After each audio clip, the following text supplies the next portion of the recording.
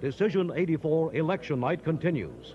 Sponsored by Manufacturers Hanover, the financial source worldwide. By the Goodyear Tire and Rubber Company.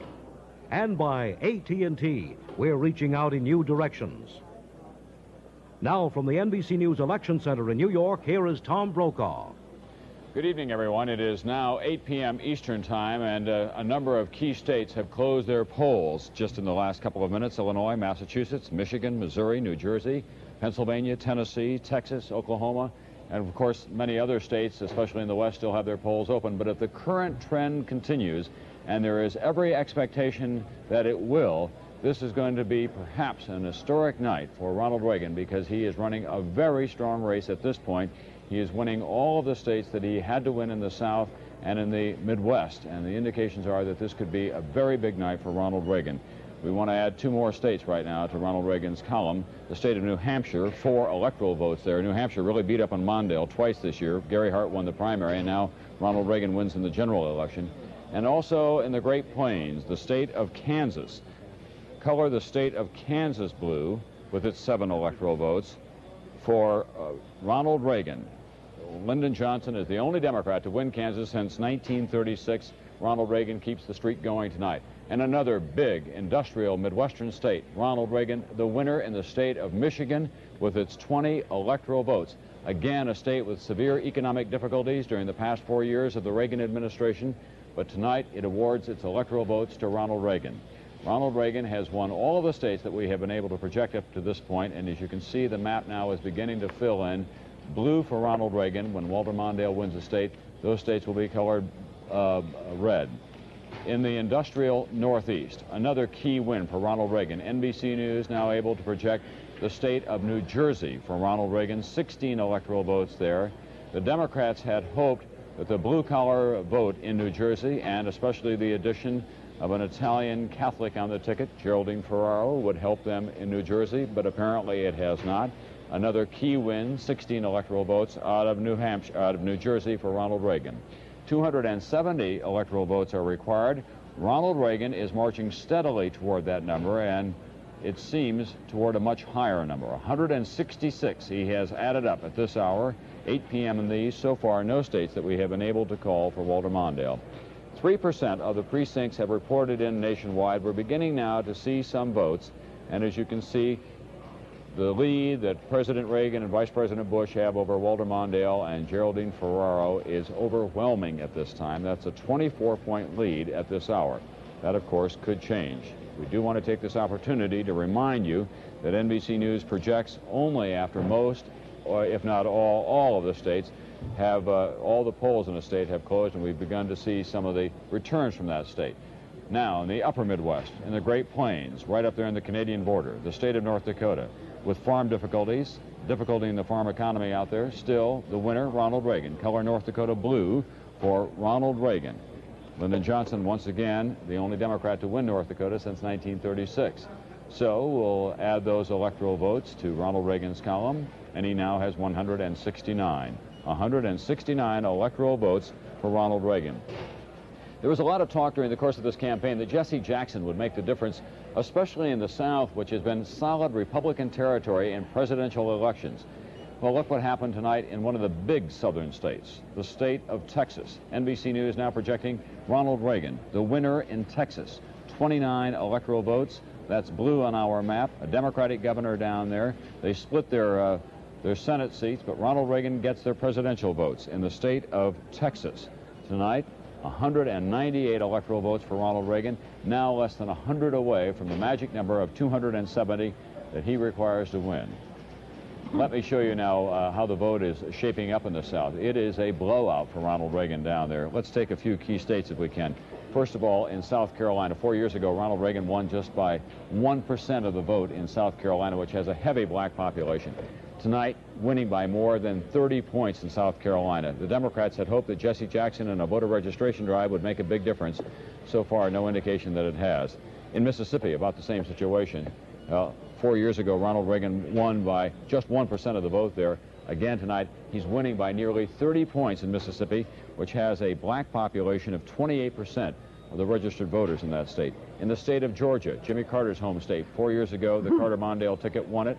This year, Ronald Reagan is winning it by 20 points in the state of Georgia.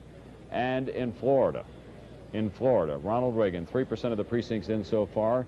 The ticket of Reagan and Bush winning over the ticket of Ferraro and Mondale. As you can see, about a 30-point spread at this hour. And according to our analysis now, they have been winning almost all of the voting groups in Florida. Another big state on the eastern seaboard. Democrats had hopes for this one as late as this afternoon. Pennsylvania, 25 electoral votes. They go into the Ronald Reagan column. Now, that is a state with a lot of steelworkers in the western part of the state. Reagan ruled against them in terms of import quotas recently. Color it blue for Ronald Reagan. Pennsylvania, lots of electoral votes there. That means that he is now less than 50 votes away from the 270 that he requires for election tonight, winning in Pennsylvania. It's more than a numerical story. It's a big philosophical story as well, a phenomenal American political story tonight that is developing for Ronald Reagan. 4% of the precincts have reported so far. This is the national vote total as we have it. As you can see, there is a lead there of 22 points for Ronald Reagan and Vice President George Bush. Things are looking very good for him at this hour. We'll be back with more election returns, not only in the presidential race, but also in the important Senate and House races as well. Back from NBC News election headquarters right after this.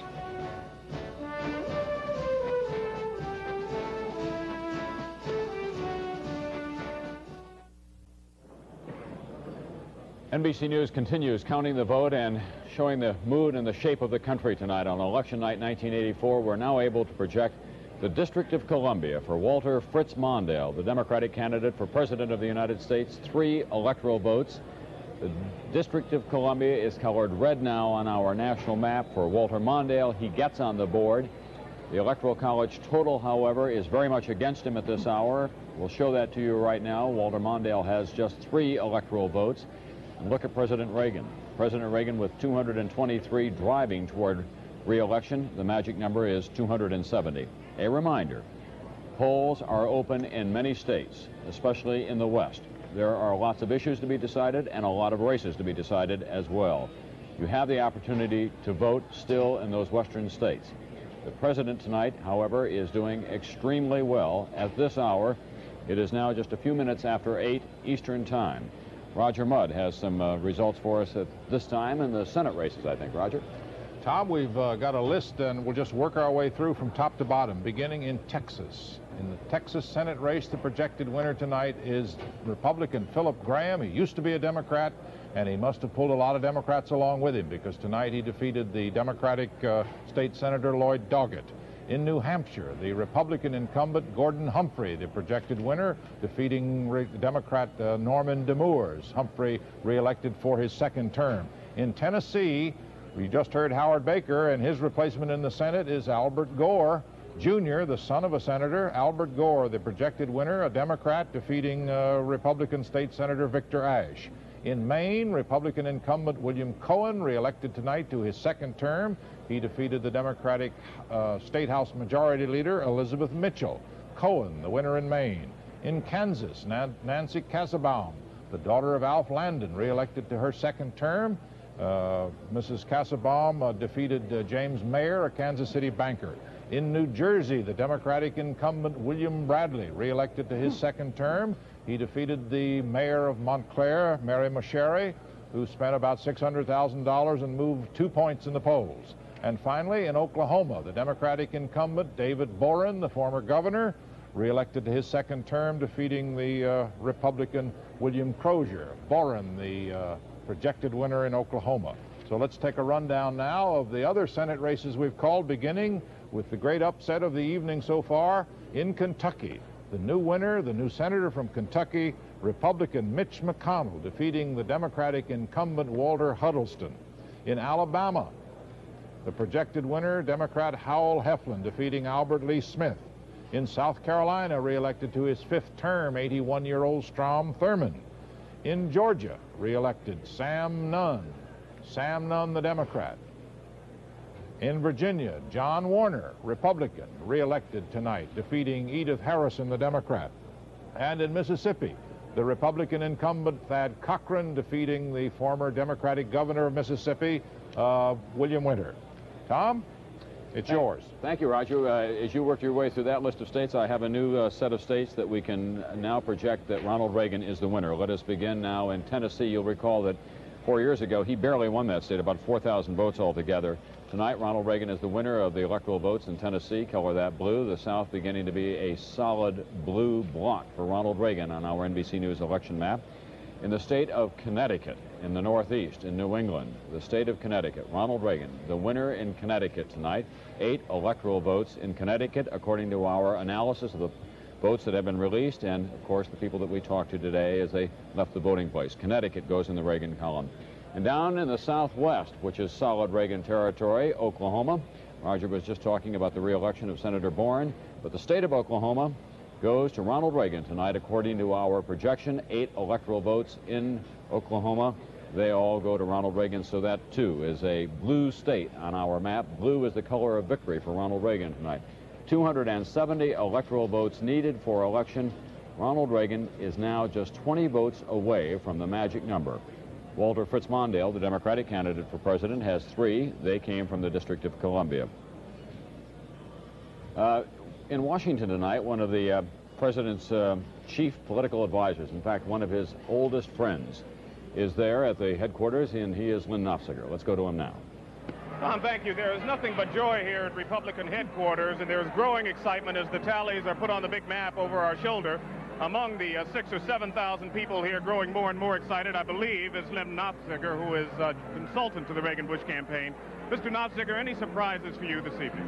Oh, the surprise is the size so far of the victory. I didn't think it would be quite this big. I didn't think the margin would be this big. And I thought we might lose 4 or 5 states. Now I'm beginning to think that we can get away with only losing 1 or 2. Is this a mandate or is it a win? Oh, it's going to have to be a mandate, something this size. The president clearly has the American people behind him, and that makes it a mandate. If I can look ahead to 1988, a little prematurely perhaps, you're known for your overall political views. Where does George Bush stand right now in all of this? Well, George Bush is going to have to go out and win the presidency. Being vice president doesn't make you automatically succeed, and I'm sure there are other Republicans out there who are going to challenge him for that. Do you think he helped himself or hurt himself at all during this campaign with the controversy that surrounded his remarks? Oh, I think that he's probably helped himself a little. I think he's really done well. Lynn Nofziger, thank you very much, sir. Tom? Thanks very much. Emery King with Lynn Nofziger. He's been with the president, as I said, since 1966, but he's still an unmade bed in terms of his personal appearance. He's one of the shrewdest political advisors that the president has. Election night, 1984, will continue from the NBC News election headquarters after this.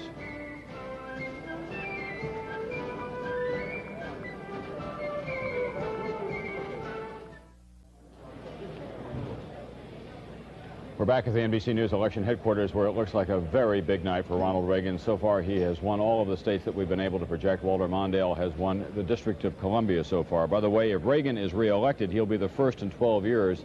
You'll recall that Richard Nixon was reelected, but he could not serve out his full term. And if he serves his full term, he'll be the first since Dwight Eisenhower to do that. Roger Mudd now with a race that has been getting a lot of attention in the northeastern part of the United States for the U.S. Senate. Roger?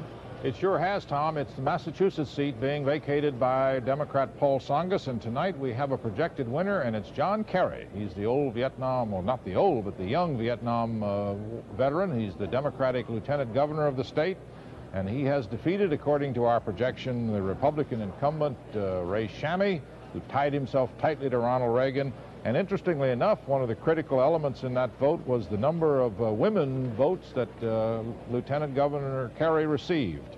Men split about evenly between Kerry and Shammy, but almost 2/3 of Massachusetts women who voted today voted for John Kerry. I must say he does look like a model at times, doesn't he? Well, he's a man who's been around for a long time. Many people may remember him as one of the Vietnam veterans against the war. He testified in Washington. He threw some medals against the Capitol steps. It turns out that they were borrowed medals at the time, and that later developed. And his remained in his glass case at home. Well, that's an interesting. There was some talk of the Republicans picking up that state, but they needed a major Reagan vote to do it. There are other interesting Senate races this evening. One of them is a very close one in West Virginia, and there John D. Rockefeller IV is running for the seat being vacated by Jennings Randolph. His opponent is Republican John Racy. That's a close one we'll be watching this evening. And also in Illinois, where the Republican chairman of the Foreign Relations Committee, Charles Percy, is locked in a close race with Democrat Paul Simon. That's an important one for the future of foreign policy in the Republican Party. We have a report now from the Percy headquarters, where Mary Nissenson is our reporter this evening. Mary? Roger, there's a lot more optimism than there are people right now at Percy headquarters. Percy's people say that he has been showing strongly in the polls. All the published polls have shown him winning, and that despite the closeness of this race, they believe Percy will win in the final outcome. Now, there's been very heavy voter turnout in Illinois. It is not possible yet to say how that will affect this race. The conventional wisdom is that if it's heavy rural turnout, that will favor the Republican. Heavy turnout in the city, that will favor the Democrat. But there has been some unhappiness among the farmers with Percy, so that heavy rural turnout may not follow the conventional wisdom in this case. This race has been as bitter as it has been hotly contested. The ad campaigns for those voters in other states who haven't seen them have really been something special. They have accused the candidates of being everything from liars to lizards. Now, this race could have a very important impact on the Senate Foreign Relations Committee if Percy loses his bid tonight and Senator Jesse Helms of North Carolina wins his. Then Helms could replace Percy, and that, of course, is one of the reasons why this race is one of the most closely watched anywhere in the nation. From Percy headquarters in Chicago, I'm Mary Nissenson. Back to you, Roger, in New York. And Mary, one more projection this evening in the Senate races in Delaware. The incumbent Democrat Joe Biden is the projected winner, and he's defeated the House Majority Leader in the Delaware legislature, John Burris. Joe Biden, the projected winner in Delaware. And Tom, if I said Ray Shammy was the incumbent, I didn't mean to. What I said was that Paul Tsongas was vacating Massachusetts. The seat is open, and the projected winner is John Kerry over Ray Shammy. Okay, Roger, I wasn't going to put that mark against you at all. But somebody said in my ear that I'd made this mistake. Well, there are all kinds of voices in your ear on these kinds of nights. By the way, we have another state that we can now add to the Ronald Reagan column. That is the state of Delaware along the eastern seaboard. 3 electoral votes. It is important in other ways as well, and that is that since 1952, Delaware has always voted with the winner in American presidential elections. So Delaware, the color blue for Ronald Reagan tonight. We add those electoral votes to his total, and things are going swimmingly for him at this time. This is the Electoral College total as we now have it, 253, less than 20 away for President Reagan from the magic number of 270 that he requires for election. And of course, if this current trend continues, it will be much more than just an Electoral College landslide. It could be a popular vote landslide as well, and the president could win most of the states in the country as it is filling in there tonight.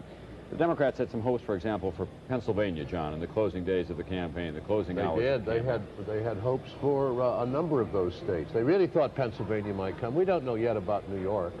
But the way things are going, you have to say that the polls are closed in New York, are they not? Yeah. No, they're not closed until 9. Another 40 minutes, I think. Well, then New York is still out there to be considered. But the way that is beginning to color in, it looks terribly good for the president. Well, especially in Pennsylvania, a state with a lot of union people, a Democratic mayor in Philadelphia, big black population. The president ruled against the steelworkers in effect for western Pennsylvania when he said, no, I'm not going to put the trade barriers up. He did that in the course of this campaign. Democrats thought that they had a real shot at it. That is also the evidence that we're seeing in the state of Ohio. Well, if you take, I just went back before we began to talk and checked my 2 Indiana House districts, those bellwethers out there, the little determining factors about Reagan. And those 2 Democratic incumbents in Muncie and Evansville are not having any easy time tonight. They're on their way out. So there could be a coattail factor in all this. There already is. Yeah, we've got a lot to report tonight, and of course polls still remain open in many states. We'll be back, but that's where the election stands at this time.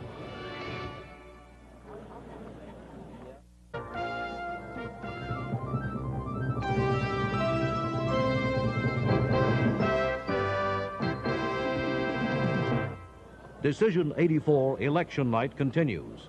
Sponsored by Sun Company. Where there's sun, there's energy. By AT&T, we're reaching out in new directions. And by Ford and your Ford dealer. Have you driven a Ford lately? Now from the NBC News Election Center in New York, Here is Tom Brokaw. Good evening once again. I'm here with John Chancellor and Roger Mudd, and we're watching a really phenomenal development tonight as Ronald Reagan continues to roll through the country. So far, Walter Fritz Mondale has won only the District of Columbia. All those states that you see behind me that are colored blue are the states that we have projected Ronald Reagan the winner in tonight. The polls remain open, of course. In the West and in the Pacific Northwest, that is Ronald Reagan territory.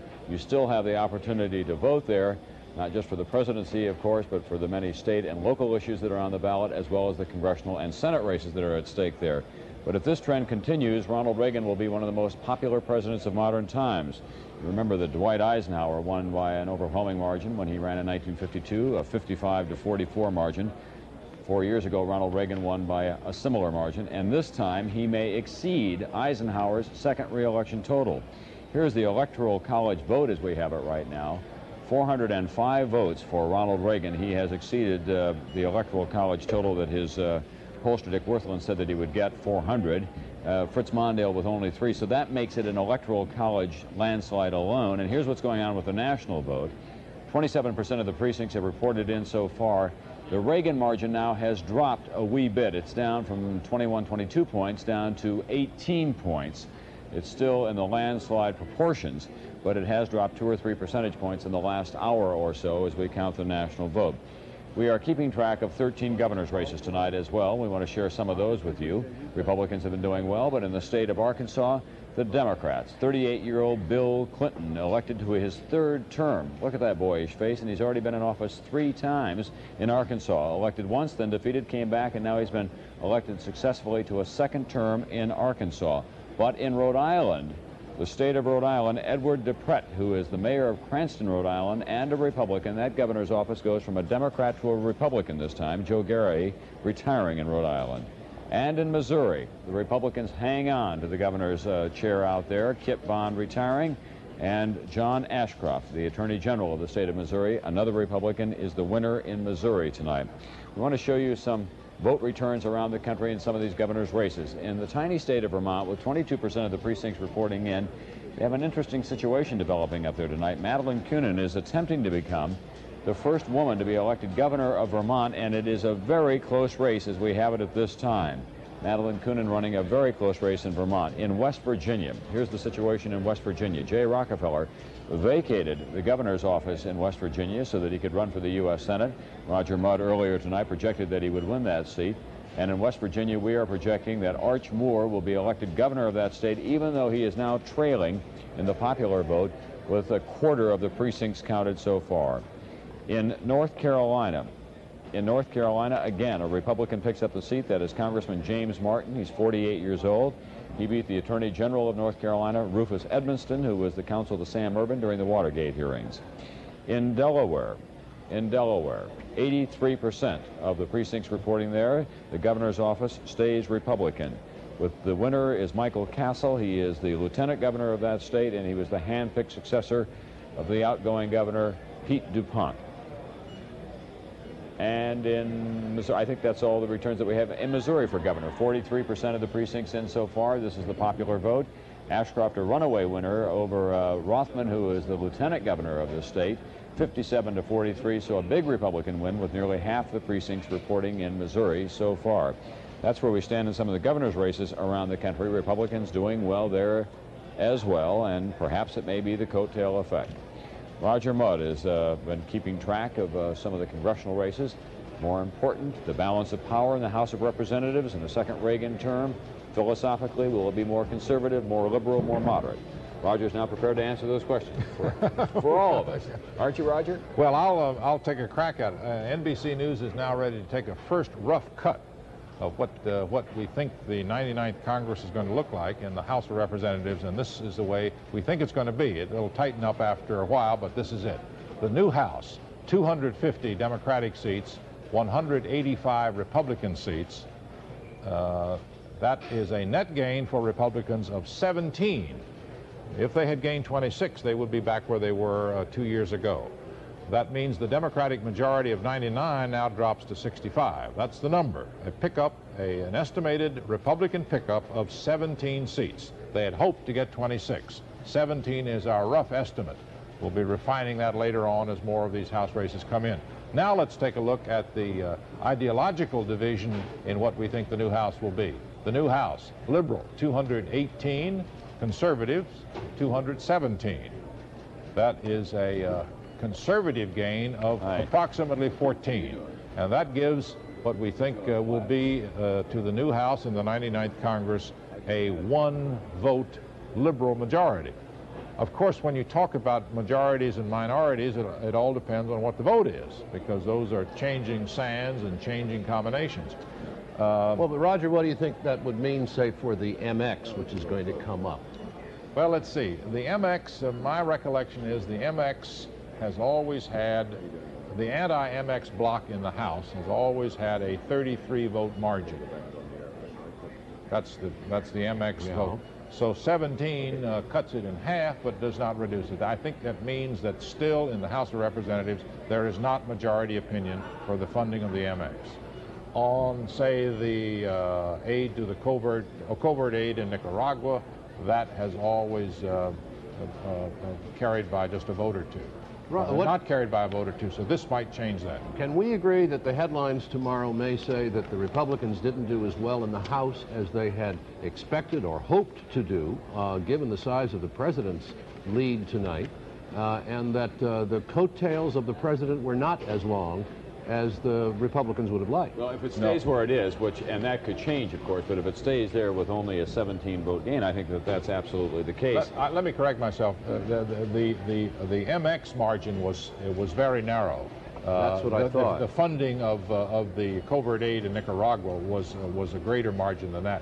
I think that the House still will be unwilling to fund covert aid in Nicaragua. It may now be willing, however, to go ahead with the MX. Roger, we had a little one graphic from our poll that we could put up that would tell us a little bit about why this happened. If you look there, you'll see that we're talking about party loyalty, people who voted for Reagan and then also voted for a Democrat. Of those who did split their tickets and vote Democratic today for, say, a member of the House, 19%, almost 1 in 5 of Reagan's voters did turn in the voting booth and vote for a Democrat. And among those who did have party loyalty, of course, that's 77%. But the 19%, 1 out of 5, all of all those voters, is the key there, it seems to me, because our poll shows that among the Mondale voters, only 7% switched over and voted for any Republican office holder. So the Democrats held their party loyalty a lot better than the Republicans did today.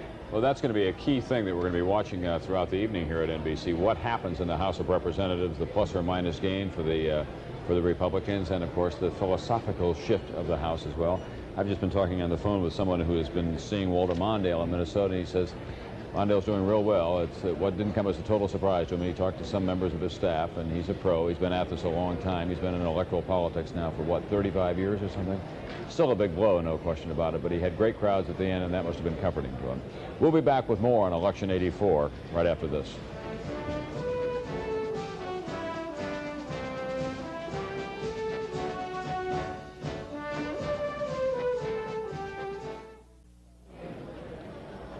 Continuing now our coverage on Decision 1984 from the NBC News election headquarters here in New York. We can now add another western state. Ronald Reagan's total, actually, it was his best state 4 years ago. He won 73% of the vote in Utah. It has 5 electoral votes. It's a very conservative state. And Utah tonight is colored blue on our NBC News election map. That goes into the Ronald Reagan column as we begin to move this map westward, and the blue wave moves with the map at the same time. Polls remain open in California and many of the western and Pacific Northwestern states. That means on the Electoral College total now, Ronald Reagan has 410 votes. Walter Mondale still back there at only 3. He has won so far tonight, by our calculations, only the District of Columbia. However, Iowa and Minnesota and Massachusetts are yet to be counted. Here's the national vote. We're approaching now 30%.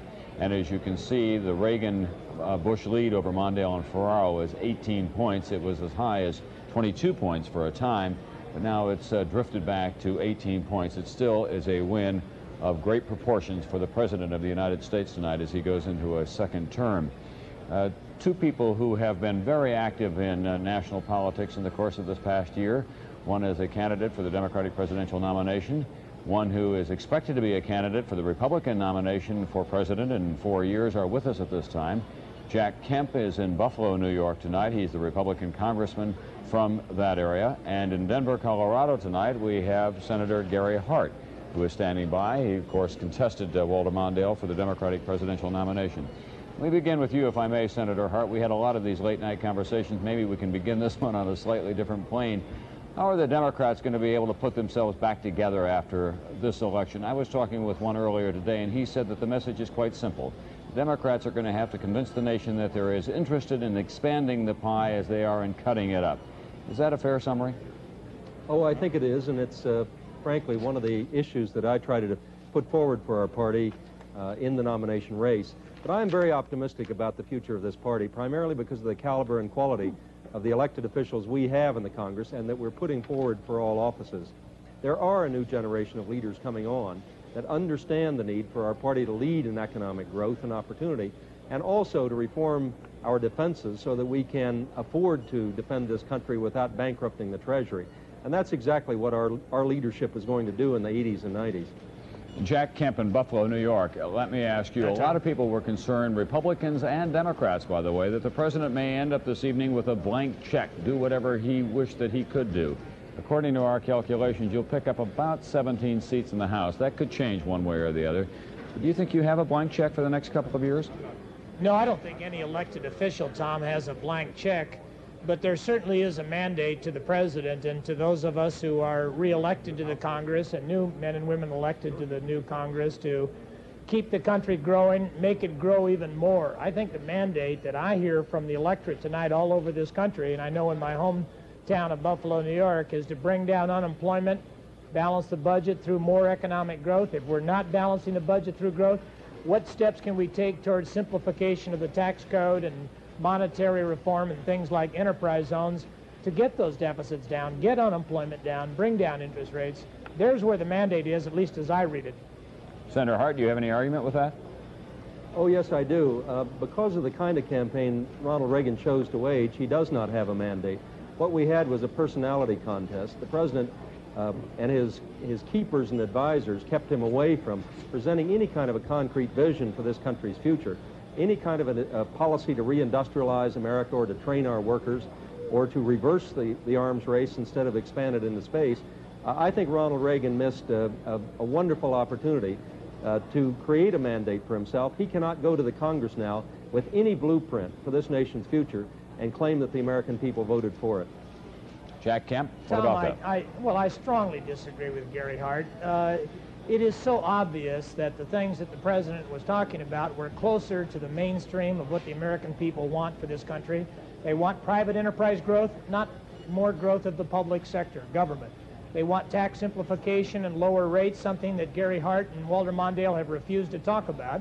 And they want the enterprise zone bill passed to reach out to minorities and inner city people to get them back to work. I think the president has a strong mandate. It's one to preserve peace through strength and to achieve full employment without inflation in the next 2 to 3 years. And if we achieve that type of economic prosperity at home without inflation and strong chances for peace and democracy throughout the world, I think the Republican Party will be the emerging majority party well into the next century. Jack Kemp, let me ask you, more than 500,000 people fell below the poverty line in the last 4 years in the Reagan administration. Do you expect that number to go even higher in the next 4 years? No, I think it'll go down. The only way out of poverty, Tom, is with a job. And if we can bring about the entrepreneurial climate in this country that can bring down unemployment to 4% or 4.5%, I am convinced with things like enterprise zones and tax reform and monetary reform and international monetary reform to boost exports, clearly that rise in poverty that took place increasingly so in the late 1970s, which slowed down in the 1983-84 time frame, can turn around and we can provide that bigger pie that many of our Democratic friends talk about, but they have lost the key to providing for the inner city poor. Very quickly, let me ask you just both for a brief answer to this question. What do you think the chances are that 4 years from tonight we'll be talking about the two of you in this contest? Senator Hart? Well, I think it's totally inappropriate to be discussing 4 years from now tonight. I think, first of all, Walter Mondale waged a very decent and courageous campaign. My hat is off to him. I worked hard on his behalf, and I'm very proud of his race and the kind of candidate that he was. Our party has a bright future. I don't think it's profitable at this point to narrow it down to individuals. I think there are going to be a lot of people coming forward as leaders of our party, and I strongly disagree with Congressman Kemp. When the bill comes in for this election year recovery in terms of the $200 billion deficits and $1 trillion for Star Wars, I don't think we're going to see a recovery in the second half of the 80s. So, Jack Kemp, are you going to run for president in 4 years? Well, I do agree with Gary on one thing he said tonight. This is not an appropriate time. This is time for him to praise Walter Mondale, and it's time for me, certainly, to give credit to a president and the vice president who waged a tremendous campaign and have really captured the heart and mind of the majority of the American people. And I don't want to rest until we capture the District of Columbia. That's how I feel. Thank you both very much. Jack Kemp and Senator Gary Hart. Modesty suits you both very well. By the way, in Geraldine Ferraro's congressional district in New York tonight, President Reagan running ahead of Walter Mondale by a margin of 60 to 40. We'll be back with more on election 1984 right after this.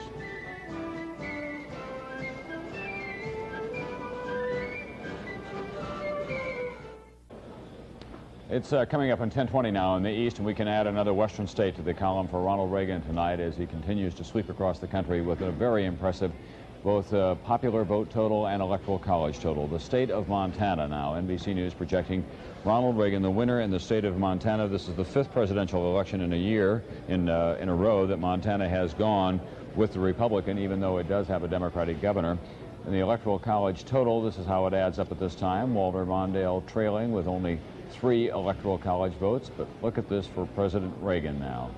President Reagan with 414 electoral college votes, well past the 270 that he required for re-election tonight. We're now over 30% of the national precincts reporting in at this time, and the spread remains 18 points. 18 points for Reagan and Bush over Mondale and Ferraro. Still the big states of Washington, Oregon, California yet to come in tonight, so that could have a significant effect on all of that.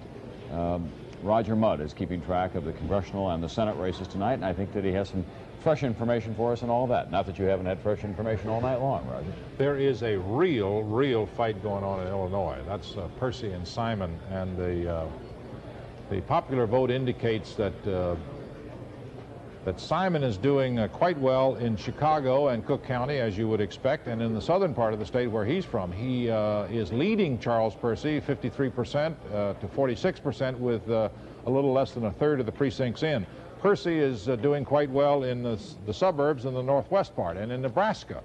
This is a major coattail state for Reagan. The Democratic incumbent, Jim Exon, is having a real struggle with Nancy Hoke, who does not have much experience as a politician, and she is putting up a fight in all parts of the state in Nebraska, and she's held, even in Democratic Omaha, she has held Senator Exon to less than 8 points. And there are 3 big Democrats in the House of Representatives that the Republicans have taken aim at. Number 1, James Jones in the 1st District of Oklahoma, Tulsa. He is dividing his vote about 50-50 with Frank Keating in the 1st District of Oklahoma. James Jones in trouble in Oklahoma. In the 2nd District of Maryland, Clarence Long going for his 12th term, in trouble with Helen Bentley, dividing 50-50. And in the 12th District of District of New Jersey, Joseph Minish going for his 12th term, losing badly to Dean Gallo. Tom?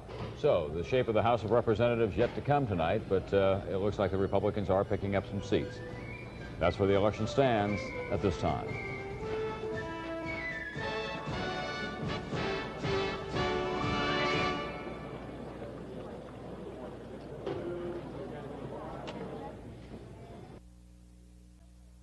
Soviet port, that then the freighter to which these crates were loaded left that Black Sea Soviet port on October 2nd, that it went through the Bosphorus on October 4th, that then, frankly, intelligence sources lost track of it when it left the Mediterranean until that same freighter showed up on the west coast of South America.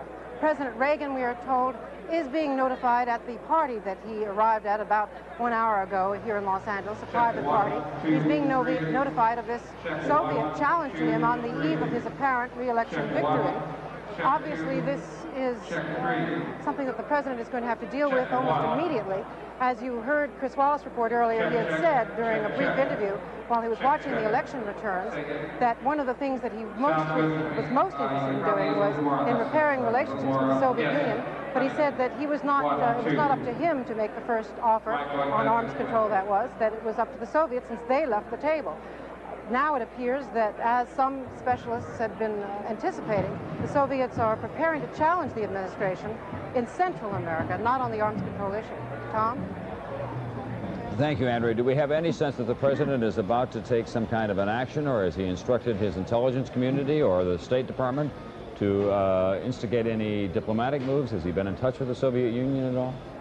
Not at this time. In fact, the president is only being notified within the hour. The intelligence community and the State Department has been alerted, but it is far too soon for them to have decided on any steps to take. And in fact, given all of the other problems and distractions tonight, it is going to be, I think, some time before here in Los Angeles the president comes to grips with this at a private dinner party on the West Coast. Thanks very much. Andrea Mitchell tonight in Los Angeles. And of course, this story follows right on the heels of a report that we had on Nightly News tonight from Fred Francis at the Pentagon that Nicaragua was also about to receive a shipment of some very sophisticated Soviet helicopter gunships, some of the most lethal weapons that the Soviets could export to a country like Nicaragua. They could be of great help in the Sandinista fight against the so-called Contras, the rebels who are trying to topple the Sandinista government with the help of the United States. Marvin Kelb has been monitoring all of this, and he's at the State Department, as you can see tonight.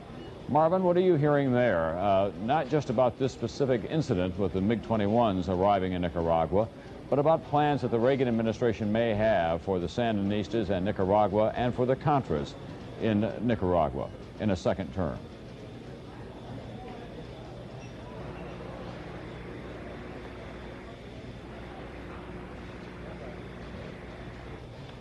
Well, unfortunately, we have some audio difficulty developing with Marvin Kalb at the State Department there. We should have that repaired momentarily, and we'll get back to him as quickly as we can. Before we do that, if we can, John Chancellor and I were just talking here a few moments ago. We had a tough speech today from Andrei Gromyko, the Soviet foreign minister. You did? That followed a speech by Chernenko, the president of the Soviet Union. Chernenko, yes, that was very tough.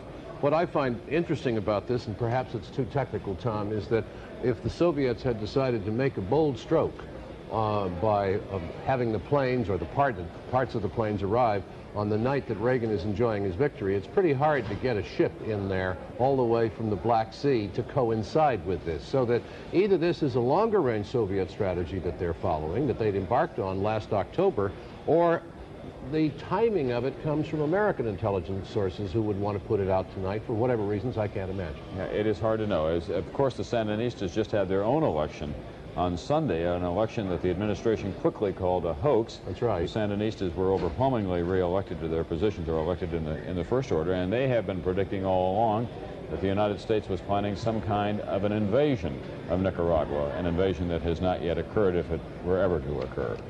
Well, some news of the international sort tonight. We'll be back with more after this.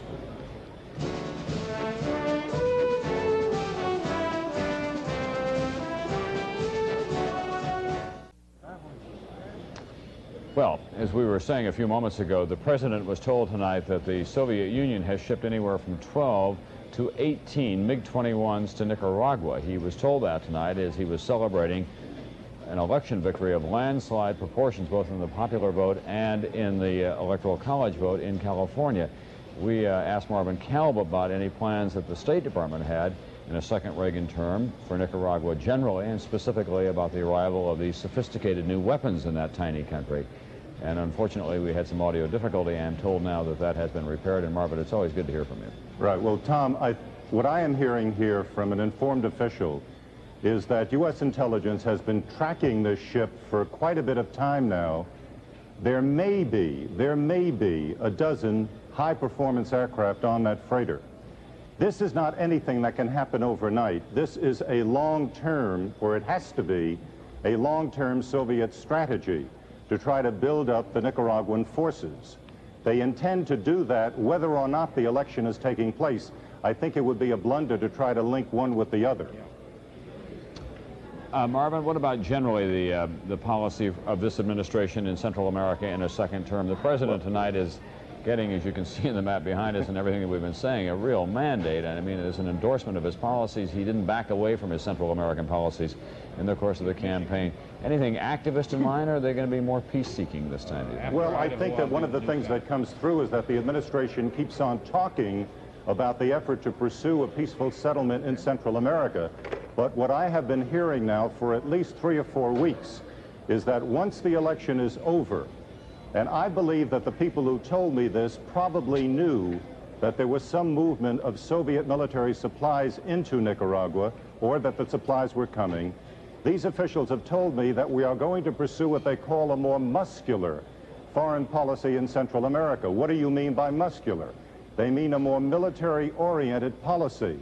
They do not intend, as one of them put it, to live with an expansionist Sandinista regime in Nicaragua. Now, if the president has the kind of mandate that appears to be obvious from that map behind you, then it is clear that he will be able to go to the Congress and probably get its approval for further action of a more muscular nature in Central America. This is going to run directly counter to the overarching policy that he is trying to pursue with the Soviet Union. He has said over and over again that he wants to get an arms control agreement with the Soviet Union. The Secretary of State has said that linkage no longer applies. You don't have to have everything going in the same direction. But clearly, if the Russians are challenging him in his own backyard, it is going to be extraordinarily difficult for him to pursue an effort at arms control with the Soviet Union. Thanks very much, Marvin Calvert, the State Department tonight. John Chancellor was just looking at the calendar a little bit. That ship reportedly left the Black Sea around October 2nd, and it was around that same time, not too far away from that the Soviet Foreign Minister, Andrei Gromyko, was visiting with President Reagan. Marvin, do you remember the date? I think he's gone. I think we've lost him, but it's possible that Gromyko knew that that shipment was on the way and sat in the White House eating his asparagus. Well, I don't know that he knew that the shipment was on the way, John, but we both remember in 1962 when Gromyko sat there with President Kennedy at the time of the Cuban missiles, and the president knew that the missiles were on the way. He tested Gromyko, and Gromyko did not say anything. Whether Gromyko knew about the MiG-21s arriving in Nicaragua, I do not know at this point. Thank you very much, Marvin Kelvin, John Chancellor. We have some more states that we want to project now for President Reagan. And they're dwindling down to a precious few opportunities for Walter Mondale at this time. The state of Rhode Island, which is one of the states the Democrats thought that they had a shot at. Rhode Island tonight we project for Ronald Reagan. Ronald Reagan, the tiny state by the sea, Rhode Island for Ronald Reagan. It is a little corner of blue up there. Massachusetts still could go for Walter Mondale, of course. We'll be keeping our eye on that. Also, out in the Midwest, a state that Walter Mondale felt a real kinship with, but it's a state in which Ronald Dutch Reagan began to rise to fame as a broadcaster on station WHO. Iowa tonight, the projected winner, Ronald Reagan in Iowa. Also in Idaho, his second best state 4 years ago. Tonight, projected winner in Idaho with its 4 electoral votes is President Reagan. So he begins to add to his total. Massachusetts still outstanding, and Minnesota up there, a little white island where Walter Mondale is tonight. Let's take a look at the Electoral College vote. 270 required. President Reagan is maybe able to double it. Well, he can't double that, obviously, but he's got 430 electoral votes at this time. Walter Mondale, 3. So it's a commanding, a landslide for President Reagan in the Electoral College vote, and if his popular vote holds, it will be a landslide for him there as well. He conceivably could win all 50 states, losing only the District of Columbia, but still we have other states outstanding. Walter Mondale holding on and hoping for Minnesota, Massachusetts, and maybe even one of the western states. Polls still open out there. Opportunity to vote remains. We'll be back with more after this.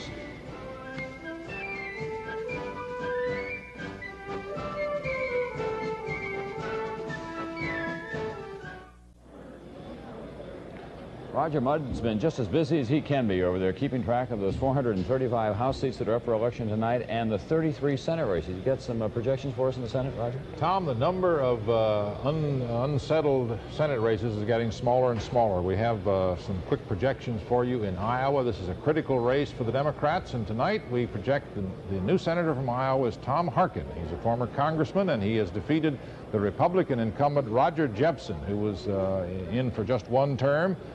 In Montana, the Democratic incumbent Max Baucus has been reelected to his second term, defeating Chuck Cousins. And in Idaho, the Republican incumbent James McClure reelected to his third term, defeating the Democrat Pete Bush. Mr. McClure is the chairman of the Senate Energy Committee. So with those three elections, let's take a look at the new Senate and how it shapes up. This is the way the new Senate appears at this moment. 51 Republican seats, 43 Democratic seats, and left to be decided are 6 seats. That's the way the new Senate looks to date. 6 seats still to be decided. Some of the undecided Senate races, among them is Michigan, where the Democratic incumbent Carl Levin going for his second term against Jack Lausma. That's a close race, made close by the Reagan coattails. Look at the popular vote, and we caution you that in this popular vote count, the city of Detroit is not yet in, so the popular vote shows Mr. Lausma ahead of Senator Levin, but when Detroit comes in, a heavily Democratic vote, you will find that race tightening up. So with 13% of the precincts in, Lausma leading 53% to 47%. That's Michigan. So left to be decided would be, Tom, Alaska, Michigan, Illinois, Nebraska, and Oregon. The Democrats to date have picked up 1 seat. If the trend continues in Illinois and Simon takes that seat from the Republicans, that's a net pickup of 2 seats for the Democrats. They had hoped for a little more, but that's not bad. No. It's also a big scramble on the Republican side because Chuck Percy was the chairman of the Senate Foreign Relations Committee, and if he were to lose that post, it would probably go to a far more conservative person. Like Jesse Helms. Like Jesse Helms, possibly. I wonder whether the Republican Party pressure will be on Helms to stay over in agriculture. Yeah. Well, he has made the pledge down in North Carolina that that's where he'd stay, of course, because it's important to the tobacco industry. It was also important to his re-election that North Carolina believed he was going to stay on agriculture. Right. Roger, we've been watching the vote very carefully in Massachusetts tonight. Walter Mondale looking for some victories wherever he can find them. And so far, he has only the District of Columbia. So take a look now at what's going on in Massachusetts tonight. It is one of the most democratic states in the country, of course. It's the one state that went for George McGovern in '72. 40% of the precincts are in Massachusetts, the home of Teddy Kennedy, the home of Speaker O'Neill, the home of Governor Michael Dukakis, and tonight, with 40% of those precincts in, you could see that Mondale and Ferraro had a lead over President Reagan of about 9 points. So we'll be watching Massachusetts. We, as yet, cannot project a winner there, either Reagan or Mondale in Massachusetts. However, let us tell you that Massachusetts is a state of a changing electorate. A lot of people up there now are in white-collar businesses. It used to be a big manufacturing state for the shoe business and textiles and so on. Now they do a lot of software manufacturing, computer-related business. And there's a place called the Erie Pub, which is a blue-collar hangout. It may sound familiar to you. It's in Dorchester, Massachusetts, because that's where President Reagan stopped by just to have a Valentine's one day and raise a few with the boys when he was out trying to appeal to the blue-collar voters. Well, Fred Briggs finds himself tonight, fortunately, at the Erie Pub in Dorchester, Pennsylvania, Massachusetts, with some of the people who hang out there. Fred? Yes, indeed. We're here at the Erie Pub, and this area of Dorchester, by the way, whatever Massachusetts finally does tonight, definitely to go for Reagan by about 51% to 49%. So you would have to call this part of the neighborhood Reagan territory, definitely. Now, I have here with me a gentleman by the name of Tom Cummings, who is a Democrat, a self-described Democrat, lifelong Democrat. So who did you vote for president? Well, I voted for Reagan. I've been a Democrat all my life, but I think I feel more comfortable with Reagan as president for the next 4 years. I think no matter who is elected tonight, we'll have a difficult time. But I, as a Democrat and an American, will feel more comfortable with Reagan in the White House. But you still describe yourself as a Democrat? Oh, I will die a Democrat. Oh, yeah, I will die a Democrat and live a Democrat, but I have to think once in a while. Fair enough. on my right here, we have State Representative Paul White, who is a Democrat, who is wearing, I believe, a Mondale Ferraro button, among other things right here, and who has had, 12 years in the legislature here. You're a Democrat. What's going wrong with your party here? Well, I think the Democratic Party has lost touch with its base. I think there's no question that the Democratic Party has to go back to the principles and the values that have generally promoted the coalition that has traditionally elected Democrats to the presidency of the United States. I think tonight is a valuable lesson in that regard, and I'm hopeful that 4 years from now we'll see a nominee who can carry forward the values of working-class people that frequent a place like this, and they can comfortably vote for a Democrat. Well, now you did apparently elect a senator. We projected Yes. John Kerry, the winner of the Senate here. It still seems to be a toss-up last I heard. We have not projected which way in Massachusetts. Do you think Massachusetts could be another repeat of the McGovern year, 72? I think there's a good likelihood that Massachusetts may squeak out a victory for Mondale. I think part of that is the general independence of this state. I think the tradition of electing people who espouse the traditional democratic values. Is it the liberalism of this state? Liberalism of this state? It's not strictly the liberalism. It's the traditional values, and I think that's what the Democratic Party has to go back to. Well, we're still waiting to hear how it's going to come out. It seems to be neck and neck. Tom? Thanks very much. Fred Briggs at the Erie Pub tonight. That's in Dorchester, Massachusetts. And I had the numbers wrong going in as well. I said that it was only a 9-point lead for Mondale. He's leading by only 2 points at this time, with 40% of the precincts reporting in Massachusetts. We can now project another state for Ronald Reagan, right next to his home state, the state of Nevada. No big surprise here. That's one of the strongest states that he had in his election lineup. So Nevada goes blue as the West begins to fill in, as the South, the Midwest, and the Northeast began to fill in for Ronald Reagan as well. The state of Nevada now for Ronald Reagan. It is the home state of Paul Laxalt, who is the general chairman of his campaign. 434 electoral votes for the president. It's free for Walter Mondale. And we take a quick look at the election. Well, I guess we can't. We don't need to. You can see what's going on there. A big lead for Ronald Reagan in the Electoral College, and about an 18-point lead in the popular vote. So that's where the election stands at this time. Paused and raised the question about whether, in fact, that time hasn't gone by. Tonight, the people are making a judgment about that. Well, he spent 2 years after the last defeat with President Carter just convincing himself that he was ready to be president. And now he says he is ready. And they're clearly stunned by what happened here this evening.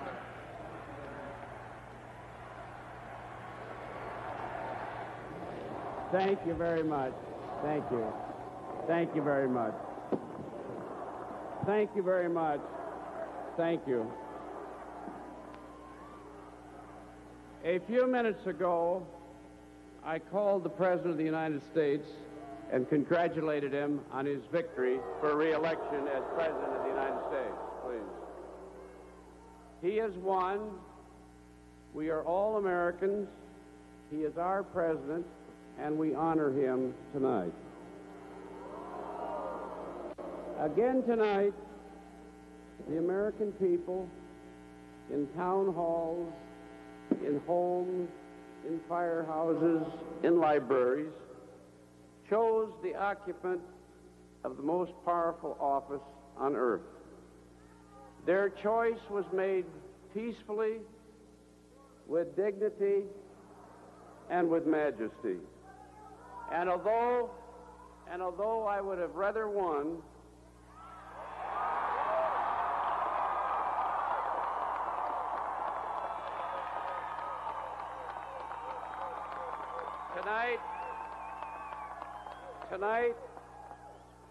Tonight we rejoice in our democracy.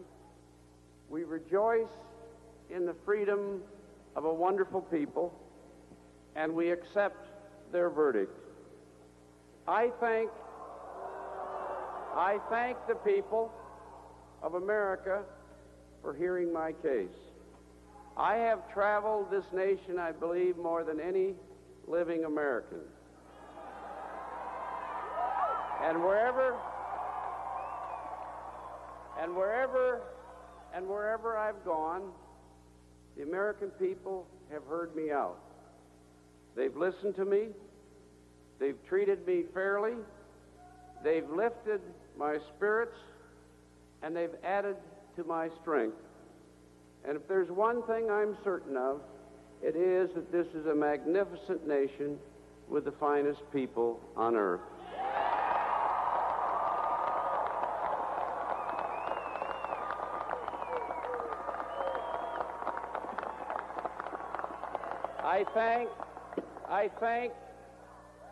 I thank above all my family.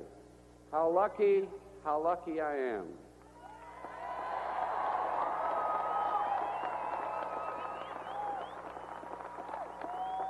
Joan has campaigned with class all over this nation. Where are you?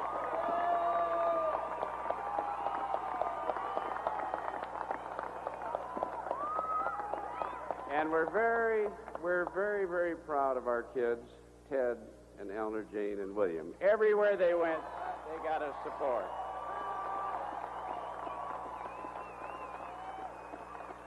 And I thank Geraldine Ferraro. We're very proud of Jerry. We're very proud of Jerry.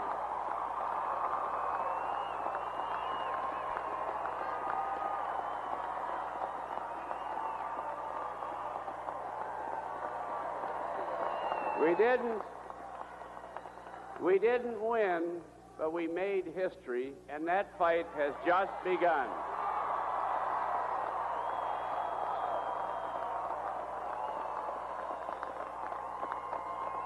And once again, here I am in Minnesota.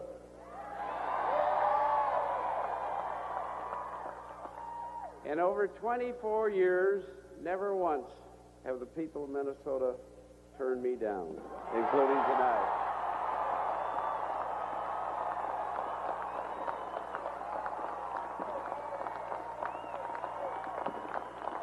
Minnesotans, this is a special state, a remarkable state with a special spirit. And time again in the past, Minnesota has led the way for our nation, and I think you did it again tonight.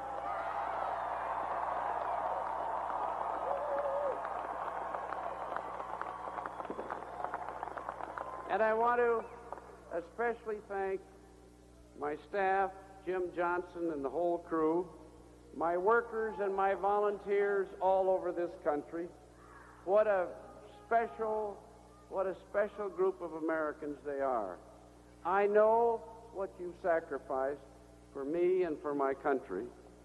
And I want to say a special word to my young supporters this evening.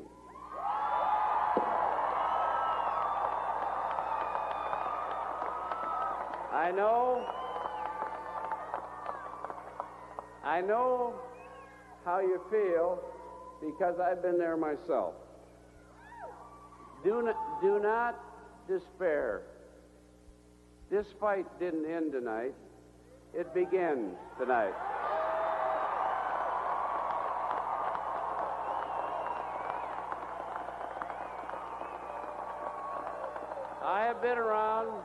I've been around for a while, and I have noticed in the seeds of every victory are to be found the seeds of defeat, and in every defeat are to be found the seeds of victory. Let us fight on. Let us fight on.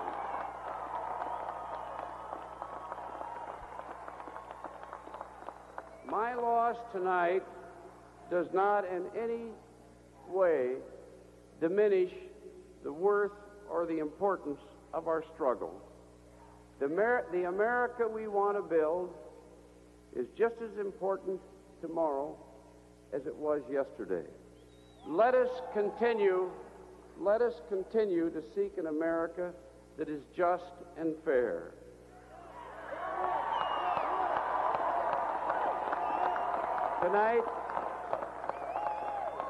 Tonight especially, I think of the poor, the unemployed, the elderly, the handicapped, the helpless, and the sad, and they need us more than ever tonight.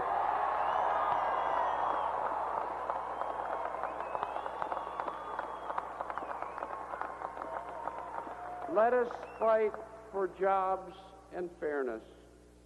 Let us fight for these kids and make certain they have the best education that any generation ever had. Let us fight for our environment and protect our air, our water, and our land. And while we keep America strong, let's use that strength to keep the peace, to reflect our values, and to control these weapons before they destroy us all.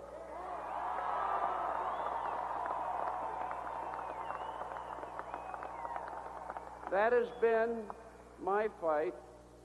That has been our fight in this campaign. And we must fight for those goals with all of our heart in the future. I am honored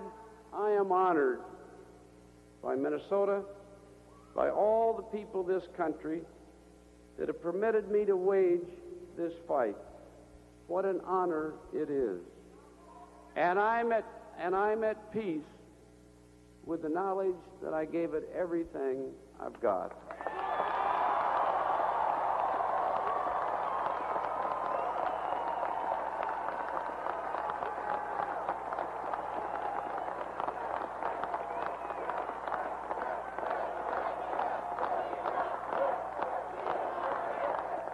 So I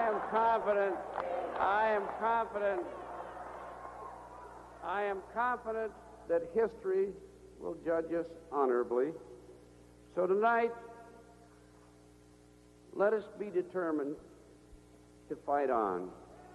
Good night, and God bless you, and God bless America. Thank you very much. Thank you. We now rejoin NBC's coverage of the 1984 presidential election. Now 16 points over Mondale and Ferraro, a 16-point lead, 58-42. For a time, it was as high as 20-21. If it stays at that number, it still is a commanding, even landslide victory, but it may drop down a little bit. We'll have to watch this evening go along.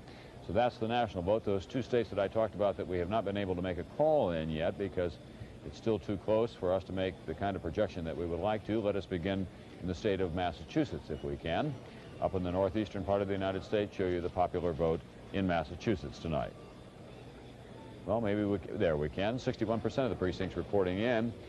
Massachusetts did elect a Democrat tonight as a senator, but we have virtually a dead heat in the presidential race. Just a few thousand votes separating the two tickets. As you can see, it's about, 11,000 votes altogether out of over 1,300,000 cast. In Massachusetts 4 years ago, Ronald Reagan was able to win, but it is a state with Ted Kennedy and Speaker O'Neill and a strongly Democratic House delegation as well. Minnesota now, 21% of the precincts are in. Mondale and Ferraro with the lead, as you can see there, of 16 points. But because of the way the votes are coming in, we cannot yet make a projection. We'll have to see a broader pattern of votes from certain key precincts before we can tell you what we think will likely happen tonight in Walter Mondale's state of Minnesota. In any event, this has been a very big night for the man that a lot of politicians refused to take seriously throughout much of his career, and that is Ronald Reagan, elected first governor of California in 1966 after he made a fundraising speech in the Barry Goldwater debacle of 20 years ago. That's when Ronald Reagan was first really noticed by a lot of the heavyweights in the Republican Party, when on the eve of that election in which the Republicans lost that time, as the Democrats are tonight, Ronald Reagan made a speech, commanded a lot of attention. 2 years later, ran for governor of California, was re-elected, and then began his run for the presidency in earnest, even though he had made one shot at it in 1968, and was elected 4 years ago. Tonight, the era of Reagan continues nationwide. And Roger Mudd has been taking a look at the House of Representatives and the U.S. Senate. Particularly the Senate. It's winding down, Tom. Not more than 2 or 3 left that are not decided. Let's take a look quickly at Oregon. We have a projected winner in Oregon, Mark Hatfield, re-elected tonight to his 4th term. And in Nebraska, Democratic incumbent James Exon, re-elected to his 2nd term. So those leave us only Alaska and Illinois with the election of Hatfield and Exon. Now, let's run through the whole list. See who are the new winners, who's coming to Washington in the United States Senate, beginning with Alabama. Howell Heflin, Democrat. Arkansas, David Pryor, Democrat. Colorado, William Armstrong, Republican, second term. Delaware, Joseph Biden, Democrat, third term. Georgia, Sam Nunn, Democrat, third term. Idaho, James McClure, Republican, third term. Iowa, freshman, Democrat, Tom Harkin. Kansas, Nancy Kassebaum, Republican, second term. Kentucky, freshman, Republican, Mitch McConnell. An upset, Maine, William Cohen, Republican, second term. Massachusetts, Democrat, John Kerry, freshman. Michigan, Carl Levin, Democrat, second term. Minnesota, Boschwitz, Republican, second term. Mississippi, Cochran, Republican, second term. Montana, Democrat. Max Baucus, re-elected, second term. New Hampshire, Republican, Gordon Humphrey, second term. New Jersey, Democrat, Bill Bradley, second term. New Mexico, Pete Domenici, Republican, second term. North Carolina, Jesse Helms, Republican. In North Carolina, Jesse Helms, re-elected tonight to his third term. In Oklahoma, David Boren, Democrat, second term. Rhode Island, there's David Boren, former governor, re-elected, second term. In Rhode Island, Democrat Claiborne Pell, fifth term. In South Carolina, Strom Thurmond, fifth term. South Dakota, Republican, Pressler, second term. Tennessee, freshman, Democrat, Albert Gore Jr. Texas, freshman, Republican, Philip Graham. Virginia, Republican, Warner, second term. West Virginia, Democrat, freshman, Rockefeller. And Wyoming, Alan Simpson, Republican, second term. There's the list, Tom. Two are left, Alaska and Illinois. Okay, Roger, we're going to go now to Queens, the borough of Queens, New York, where tonight we're in Manhattan, I'm told. We've just changed boroughs from Queens to Manhattan. Geraldine Ferraro, Democratic vice presidential candidate, the first woman to run for that office in a major party ticket. Campaign ends. The race is over. This is not a moment for partisan statements. It is a moment to celebrate our democracy and to think of our country.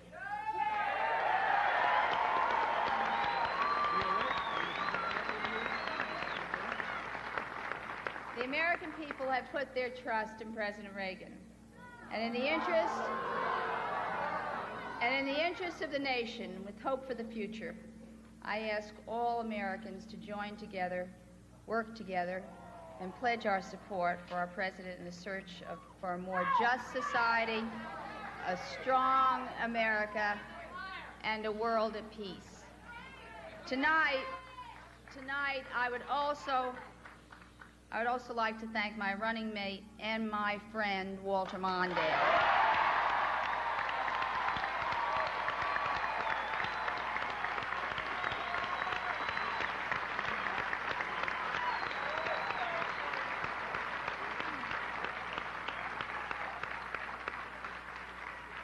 For more than 2 decades, he has forsaken personal gain to promote the public good.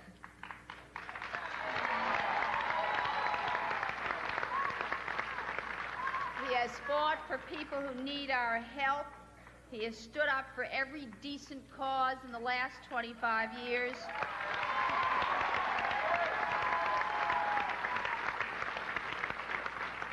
And even though he did not win this race for the presidency, in 1984 he waged another battle, a battle for equal opportunity, and that battle Walter Mondale won.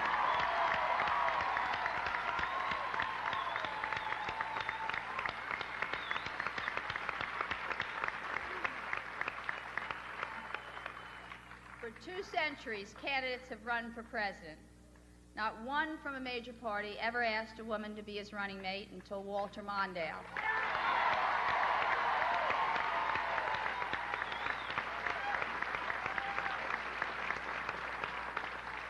When he asked me to be campaigned by his side, he opened a door which will never be closed again. That is a victory of which every American can be proud.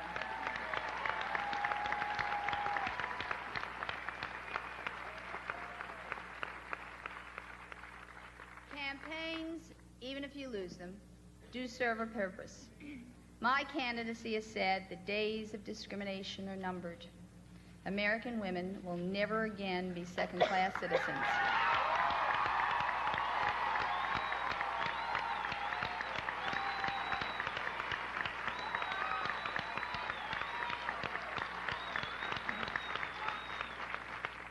Elections also focus the nation's attention on the things that truly matter. In this campaign, Americans have all been made more aware of the danger of the nuclear arms race. We have all recognized the needs of our changing economy.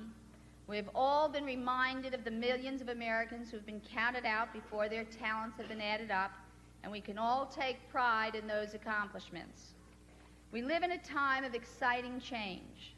This country built the space shuttle, the most sophisticated machine ever to fly, and a black and a woman were among the first to fly in it. From Argentina to the Philippines, there's a new awakening of freedom. And all over the world, people are calling for the opportunity to choose their own destinies. I think America can be the vanguard of change.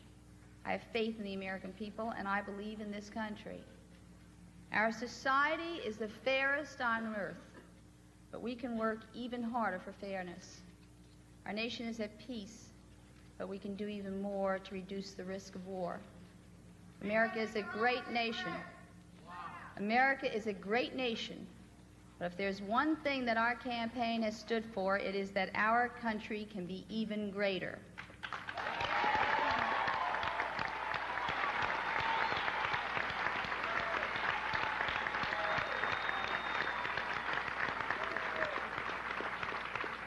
That cause, our country's cause, is never finished, and I, for one, will continue to work for it.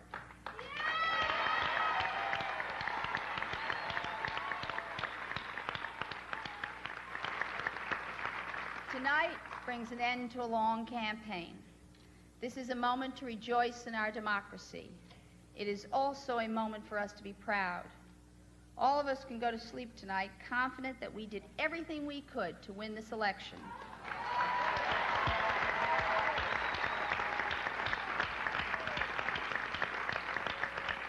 So let me say to our supporters throughout the country, to my staff, my family, and my friends, we fought hard, we gave it our best, and we made a difference.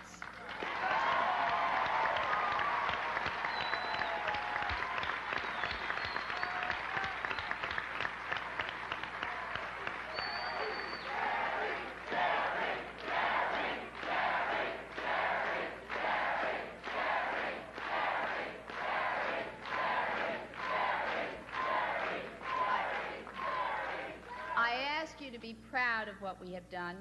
I am, and I thank you very, very much.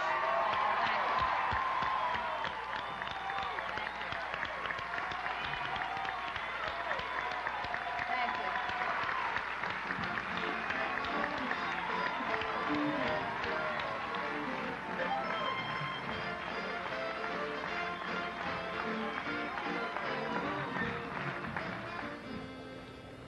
Geraldine Ferraro, this campaign was both a triumph and a trial by fire for her. The first woman to run as a vice presidential candidate on a major ticket. She brought a lot of spunk and spirit wherever she went, but at the same time she had some very difficult questions to answer, of course, about her husband's financial dealings. She's now Bella Abzug, that she was saying hello to there, and some other New York political figures as she makes her way out of the hall. And there are continuing reports that after a period of time has passed, that her husband may have some even more difficult legal questions to answer from New York state authorities. Ferraro is interested in the Senate race in 1986 from New York against Alphonse D'Amato, who is the Republican senator up for election in this state in 2 years. Bob Kerr is at her headquarters tonight. Bob, can you hear me?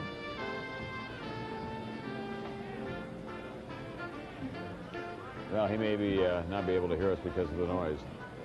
This is in Manhattan. She was an Italian Catholic woman from Queens, and the Mondale people obviously hope that all of those parts of her personality would help them as well. What happened in New York, Ronald Reagan carried 58% of the Catholics, Walter Mondale 42%, and Ronald Reagan carried 63% of the Italians in this state, Walter Mondale 37%. So there wasn't a big draw there. Geraldine Ferraro, it's a campaign that will linger in the memory of a lot of people for a long time, especially when she accepted the nomination in San Francisco, you recall, at the Democratic Convention there.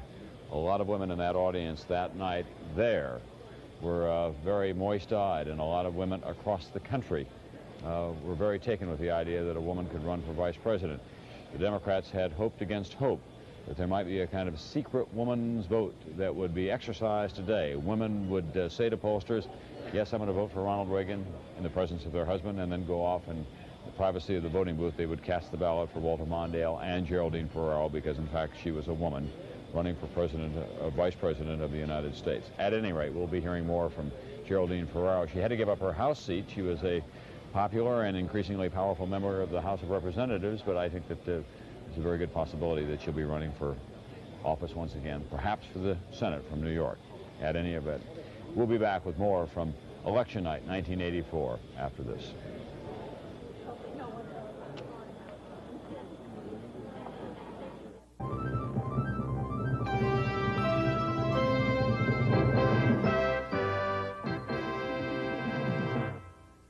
Decision 84 election night continues.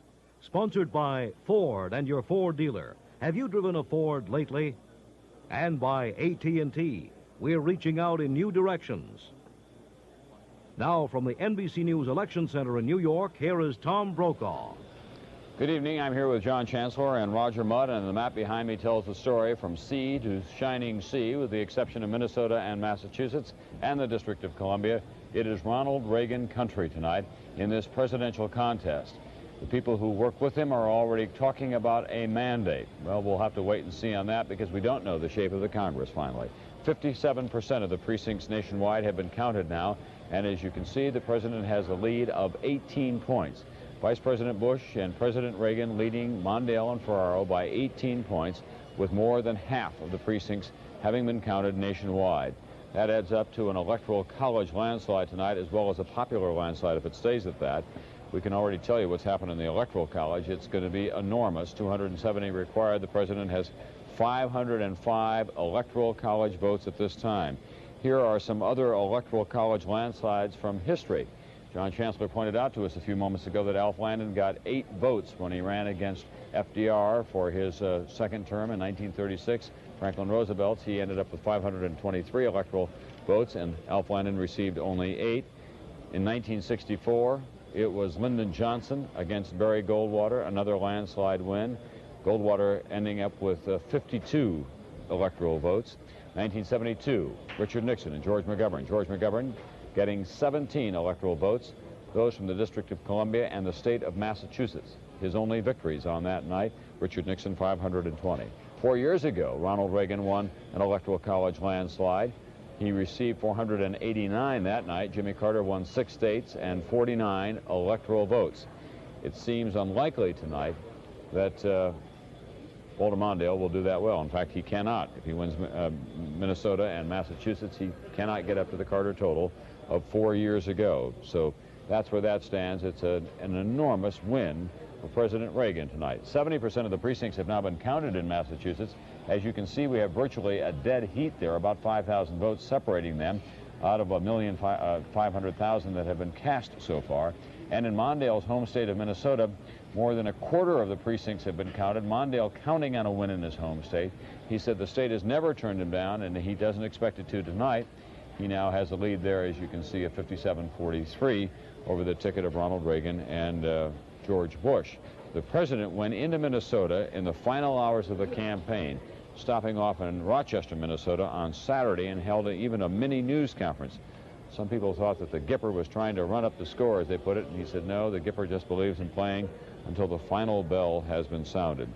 So those are the numbers, and they are impressive for President Reagan tonight at this hour, as he has now won virtually every state. We still have Alaska and Hawaii and Minnesota and Massachusetts outstanding. We'll have to wait and see what happens with them. Roger, do you have some congressional races and results for us? Well, we ought to just check in with the one holding Senate race, and that's Illinois, a very critical one for the Republican Party. Let's take a look at Illinois' popular vote, 56% of those precincts in, and Paul Simon, the Democrat, the downstate congressman, holding on to a 53%, 46% lead over Charles Percy. This is the first time Senator Percy has faced a downstate Democrat, and that has upset the normal base of power that Senator Percy employs, because not only does the Democrat pick up strength around Chicago and Cook County from the machine, but he also gets the downstate vote from the Democrats. For instance, Paul Simon is running 33 points ahead of Charles Percy in Chicago and Cook County, and 10 percentage points ahead in the South. Senator Percy is leading Simon in the suburbs by 16% and in the northwest part of the state by 11%. So with that many precincts in, Paul Simon is maintaining his lead. That's a very critical race, and the outcome will determine who takes over the new chairmanship of the Foreign Relations Committee. So let's take a look at how the United States Senate will look in 1985. The new composition of the Senate: 52 Republican seats, 45 Democratic seats. To be decided 3. To be decided 3. So we would have a pickup possibly of 2 Democratic seats. Let's take a look now at the composition of the new House of Representatives in the 99th Congress. The new House, 250 Democratic seats, 185 Republican seats, and that's a rough cut, a rough look at the new House, and that's a Republican pickup of 17 seats. That was our estimate several hours ago, Tom. That may drop. There are indications that the Republicans will not pick up all 17, but we're still waiting for a more careful and refined look at that. But in any event, the Democrats got the minimum of what they hoped. I think probably 1 or 2 seats. I think that's the best they'll get. And the Republicans didn't get as much as they'd hoped. If they hold them to 17, that will be a pretty big victory for the Democrats tonight, because they were really sweating out whether they would go 20, 25. For a time, some of the people in the Reagan campaign were talking about a 30-seat win in the House of Representatives. And with the proportions of this landslide, you would have thought, I mean, I was prepared to not to be very shocked by a 25 or 30 point seat pickup by the Republicans. Roger, what happens, though, when a member of the House of Representatives gets back to Washington elected as a Democrat, maybe even a mainstream moderate Democrat, and looks at what has happened in the rest of the country? Does he or she take a dive and have to go along with the president's program? Well, they do what they did back in 1981 when Ronald Reagan came in with a major landslide. They trim their sails. They sign on to the balanced budget amendment. They sign on to the school prayer amendment. Predicting that they may do that. Right. Are you predicting they may do that this time? I'm not predicting that they would do that this time with an open White House coming up. I don't think they will, with an open White House coming and with a lame duck president and without large numbers that were brought in by Reagan. But just remember, House members are up again in 2 years. Now, let me tell you about some small numbers. Look what's going on in the state of Vermont tonight. This is a real race right to the wire. We have almost 3/4 of the precincts reporting in, and we have 202 votes separating the candidates for governor, John Easton, who's the attorney general there, and Madeline Kunin, who is running to become the first woman governor of Vermont in that state's history. 202 votes. It is virtually a dead heat. We probably will not be able to project in Vermont before the end of the evening, but we'll certainly keep you posted on that race. And we'll have more on Election Night 1984 from NBC News Election Headquarters right after this.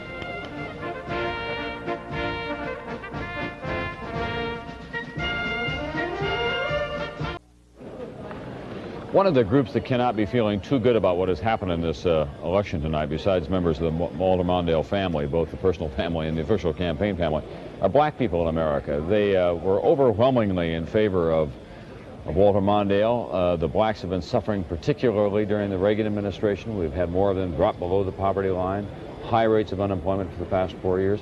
What do our polls show tonight, John, about black voters and what they have to say about all this? You know, it's the country's largest minority group. It constitutes about 12% of the population. Mm-hmm. And what we see is what could easily translate into a lot of anger. The blacks are giving 9% of their vote to Ronald Reagan as of now, as opposed to about 7% 4 years ago. But when we asked the general population today, are you better off now than you were 4 years ago, 48% of the whites said they are better off than they were, and that's a very important component. But look at the blacks. Only 11% said that they're better off now. Most voters today accepted the argument that the Reagan policies helped the economic recovery. And when we put that question to the voters, 58% of the whites said yes, the Reagan policy did help it, but only 12% of the blacks expressed any confidence that the Reagan policy helped the economy. And what we find is a great division of opinion on the fairness of the Reagan administration. Again, a poll question. Is the Reagan administration fair to the poor and to other groups? We found today that 50% of the whites said yes, the administration is fair, and a tiny percentage, something like 7 or 8% of the blacks thought that the administration was fair. So they feel worse off. They don't think the administration's policies have helped the economy. They do not judge fairness at all. What you get the picture, Tom, of two American electorates, one black and one white, two entirely different views of the United States as reflected in these poll figures.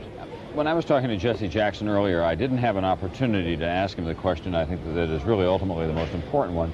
What can the blacks do to make some kind of an accommodation with the Reagan administration, to get their case across, to make some kind of a political deal so that they don't feel that they are, in fact, left only at the bottom of the barrel for the next 4 years? Something is going to have to be done. I don't know whether anything can be done. I don't know how you do that, because I'm not saying that the Reagan administration has a good reputation with black Americans. It doesn't.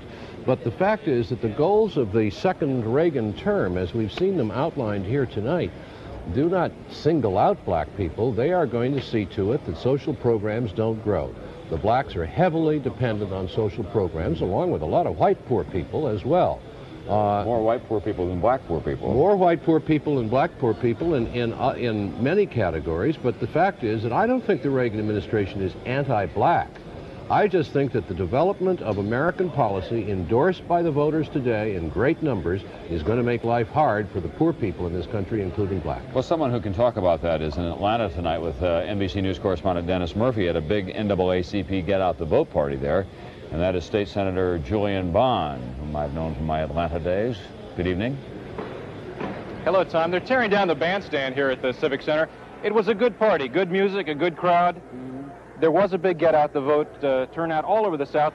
Senator, you said you're depressed tonight. What happened to this party? Where did the white Southern vote go? Well, it obviously went with President Reagan. It turned its back on that section of the black population, which has provided about 20% of the vote for national Democratic candidates, and in the South, a good third of the vote for Democratic candidates who've been mayors, governors, U.S. senators, elected to public office on the Democratic ticket. This election means that black Democrats have to renegotiate their relationship with Southern white Democrats. Obviously, while we've been voting for them, they've been thinking about voting for something else, and they did that tonight. A minute ago, Tom just mentioned coming to some kind of accommodation with the Reagan administration in the second term. How do you do it? How do you keep your issues alive in the second term? Well, it's difficult to do. You know, black leadership has tried to do it over the past 4 years, and we've been told that the Reagan administration is helping us in great measure. While we've seen our infant mortality rate go up, we've seen the administration try to defeat the Voting Rights Act, we've seen them gut the Civil Rights Commission, we've seen them crush us in every possible way, and yet they tell us that we simply don't understand them. We've tried as best we can, and I use that in a large sense, to meet with them, to work with them, and generally they've said to him, we're not interested in you, so I don't know if we can do it over the next 4 years. If not, we're going to be in some awful bad shape. Senator, I talked to two prominent black Atlantans today who both said almost the same thing. They talked about what they felt was white selfishness, that whites had somehow abandoned blacks and black issues in the last decade. Well, not just blacks, but they've abandoned a sizable minority in white America that are really in bad shape and have been in bad shape. They've turned their back on us, and they've turned their back on them. What's going to happen, I don't know. Thank you. State Senator Julian Bond. Tom? Dennis Murphy and Julian Bond, thanks very much for being with us from Atlanta tonight. Incidentally, momentarily, or before too long at any rate, we expect to hear from President Reagan in California. He said that he would not appear tonight until the polls in California had closed, and they have now closed in California. He has certainly wrapped up this election. As you can see in the map behind me, he has won virtually all of the states that we have been able to show you, except Massachusetts, Minnesota, Hawaii, and Alaska still to come in. At any rate, we expect to hear from President Reagan. We'll have still more returns for you after this.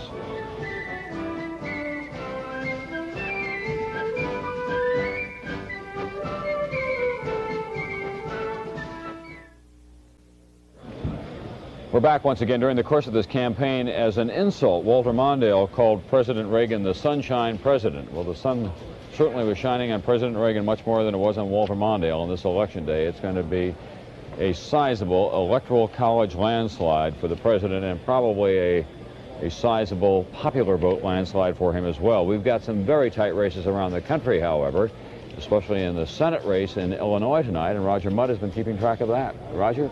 Real close out there. Well, look at it. 62% of the precincts in. Paul Simon holding on, 5-point lead over Republican incumbent Charles Percy.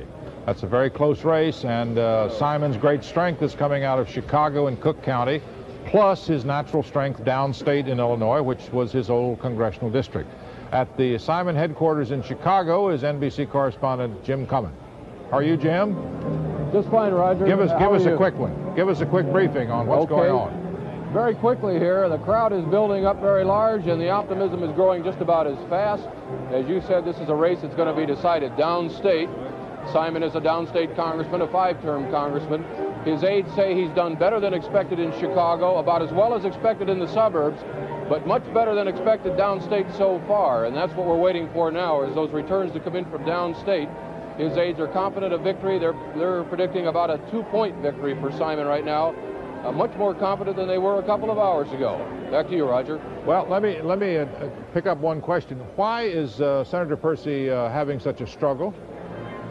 Well, there are a couple of reasons that are suggested, at least here at Simon headquarters. One is the problems that the farmers have had in Illinois over the past 4 years of the Reagan administration. Even though President Reagan won Illinois, a lot of the farmers downstate identified their troubles with Senator Percy.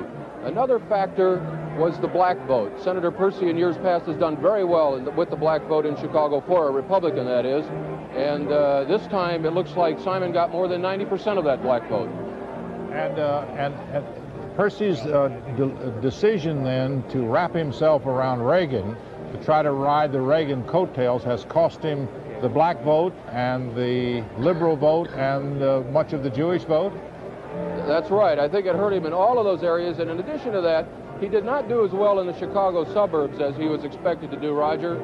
And one of the reasons that a lot of people suggest for that is simply he's been in the Senate for 18 years and they're ready for a change. Do you remember, Jim, because you're an old Chicago hand, do you remember Senator Percy apologizing 6 years ago for being such a liberal? I certainly do. I remember him going on TV shortly before the election when the polls showed him far behind, saying, "I got your message, and believe me, I'll do what you tell me to do the next time." Well, this time he may be getting another message, and it may be too late. Okay, Jim, thank you. That's Jim Cummins in Chicago, Tom. Roger, we've got a roundup of some of the fastest growing states in the country where Ronald Reagan has been doing very well tonight. We'll begin with the national vote, first of all. As you can see, we're now approaching 2/3 of the precincts reporting in, and Ronald Reagan is back to an 18-point lead over Walter Mondale. And here's what's happening in some of those states in the Sun Belt, so-called, where the population is growing at a very rapid clip. In Nevada, for example, 15% of the precincts are in. Big lead for Ronald Reagan and George Bush, almost 50 points there. And Nevada is expected to increase its population by 140% by the year 2000. Wyoming, another big win for Ronald Reagan tonight. 61% of the precincts in. As you can see, they're a 40-point lead about, and in Wyoming they expect to increase their population by about 100% in the next 15, 20 years. Arizona, nearly 20% of the precincts in, a 20-point lead for the president, and in Arizona they expect to double their population. Florida, 80% of the precincts in Florida. The president with a lead there of about 20 points altogether. Florida is one of the fastest growing states in the country, and so is the state of Colorado, where tonight Ronald Reagan is doing extremely well, too. So whether this is a one-man race or whether it's a whole new base for the Republican Party, because the electoral votes are shifting to that part of the world, and that's good news for Republicans as they get ready to run for national office, of course. They have shifted the base from the Northeast and the South to their part of the turf, which is the Sun Belt and the Southwest. That's where the election stands at this time.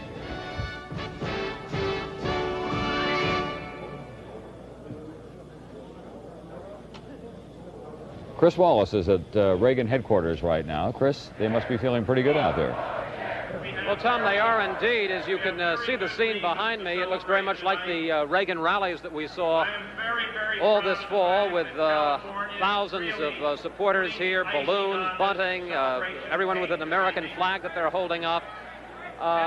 Governor George Deukmejian, who is the Republican governor of California, is warming up the crowd, and we expect Ronald Reagan down here in about 7 or 8 minutes to accept a second term as president, to formally accept his victory, which he was earlier this evening when we talked to him up in his suite. He was unwilling to accept. He said he wanted to wait for it to be official. He wanted to wait for Walter Mondale to concede, but I think even he now, cautiously optimistic as he is going to say, yes, I've got 4 more years. And we have more young people and minorities. Earlier on, Ed Rollins, who's the campaign director for Reagan, Bush, and I were talking, and we were watching Walter Mondale concede, and he was looking at it and seeing how sad Mondale looked, and he said, you know, this is very sad. It's a tough business, and even though we've been working for a long time to beat him, I take no great joy in seeing this.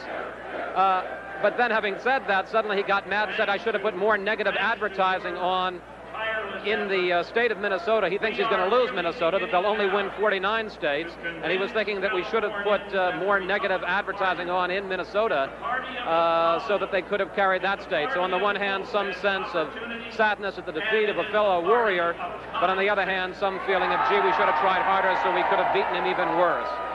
Tom? Thanks very much, Chris Wallace, at the Century Plaza Hotel tonight, and it's there that we expect to see the president very shortly. This can be a great disappointment to, I think, people in the Mondale campaign and to a lot of people who have lived in Massachusetts at one time or another and are ardent Democrats. NBC News now projecting that the state of Massachusetts, Ronald Reagan, the winner of the state of Massachusetts. It went with him 4 years ago. It goes with him once again, and the state of Massachusetts goes for Ronald Reagan tonight. We heard some commentary that we don't necessarily need in the studio here tonight. So Ronald Reagan wins the state of Massachusetts tonight. That leaves Minnesota, Alaska, and Hawaii still to come in. It was in Massachusetts that Walter Mondale put on one of his most impressive rallies in the closing days of the campaign. It was there that he appeared with Speaker O'Neill and Ted Kennedy, Governor Dukakis on the Boston Common, with the crowd estimated anywhere from 50 to 100,000. When Mondale got to a few stops down the road, he said it was 150,000 at one point. But they could not hold the state of Massachusetts. We put that now in the Reagan column tonight, the state of Massachusetts, and that the prospects of a 50-state sweep remain tonight for President Reagan. That's really something, John. We're going to talk about party strength and changes. We're going to have to scramble the whole equation tonight. Well, I guess you are, and perhaps you're not, though, Tom. It's interesting. There sits Ronald Reagan tonight with 59% of the popular vote at the moment, 505 electoral votes. Does that translate into more power at the grassroots for the Republican Party? Well, we asked people today in our poll to identify themselves. In 1980, 27% of the people we interviewed identified themselves as Republican. Now let's see what happened this year. More, 32%, a 5-point gain. That's not bad. That's a serious increase in party strength. And what happened to the Democrats while that was going on? Well, we go back first to the question we asked in 1980. 39% of the people we interviewed said they were Democrats then, and today, only 33. That's a 6-point loss. What that means is that in the Reagan 4 years, the Democrats began them with a 12-point spread, and they ended up just about even with the Republicans. But that doesn't necessarily mean that the Democrats are in serious trouble around the country. They're not. As Roger Mudd has reported, they're strong and will continue to be strong in the House of Representatives controlling it. They will be strong in the U.S. Senate. They have about 60% of all the governorships in the country, the 50 state governors. They have 70% plus of all the state legislatures in the United States. And in terms of city governments, municipal governments, the Democrats control 60% of them at least. So what you have here is, Tom, you have the American people doing what they've done so many times before, hedging their bets, casting a presidential vote for one party, and as we see on the map back there, and then hedging the bet and casting a congressional or gubernatorial vote for the other party. Well, there's some very interesting ticket splitting that goes on around the country. You take a state like Kansas, it's got a Democratic governor, John, a guy who's taking on the problems of that state, and yet Kansas has been voting for Republican presidential candidates since 1936. Arizona, the same case. New Mexico, the same case. Colorado, with Dick Lamb out there as the Democratic governor, and yet Colorado going with the Republicans. The Democrats don't win a lot of presidential elections anymore, yet in the last 51 years, the Republicans have only controlled the House of Representatives for 4 years out of half a century. So that there is a balancing that goes on in the electorate that's very interesting in the United States. It's very interesting what is happening this time, because this president is going to sweep the country, and yet there are pockets of considerable Democratic strength that remain out there, and not the sweep in the House as you indicated. We'll be back. We expect to hear from President Reagan momentarily at the Century Plaza Hotel in Los Angeles, a big night of celebrating for him. He is 73 years old, about to enter his second term as President of the United States. All that and more from NBC News election headquarters after this.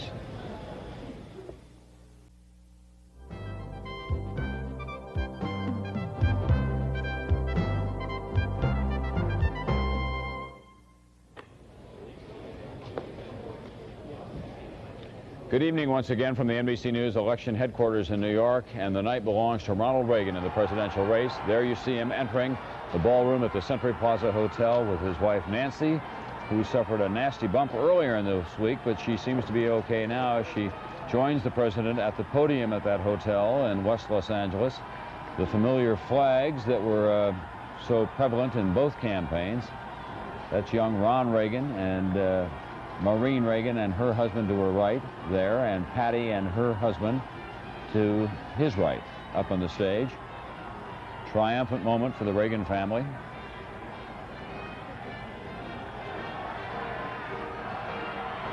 Young Ron and Patty Reagan are the children of the president and Nancy Reagan. Maureen is a daughter by the president's first marriage to Jane Wyman, and a very active campaigner in his behalf, an outspoken advocate of women's rights, working out of the Republican National Committee.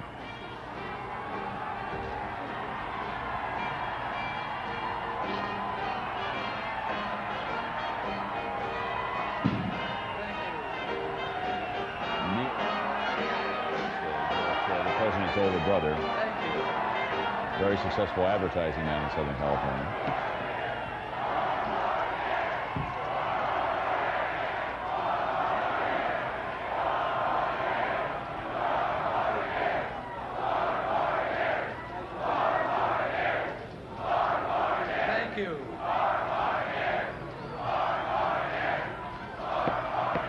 Thank you all very much. Thank you.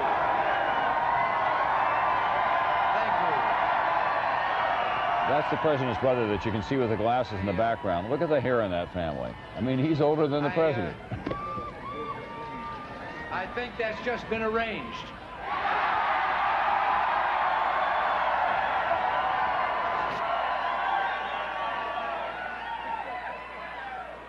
Well, thank you all very much. It seems we did this 4 years ago, and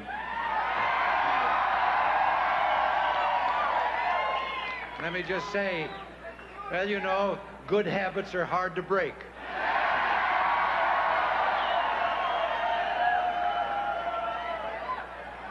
Just a short time ago, Walter Mondale phoned me, and he conceded.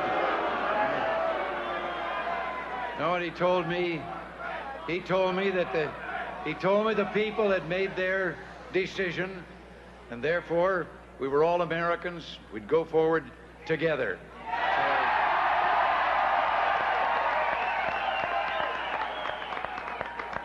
But Nancy and I would like to express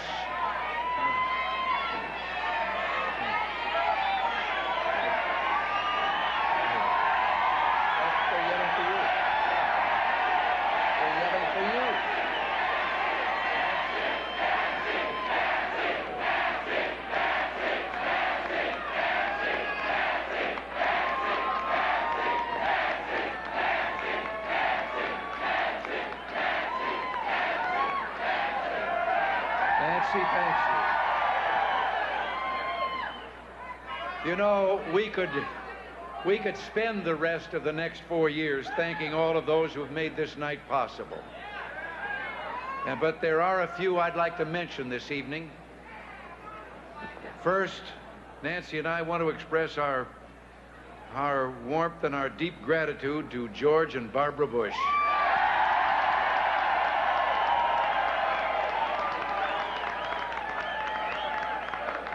George, yes. And George, if you're watching down there in Texas, thank you for campaigning so magnificently all across this country.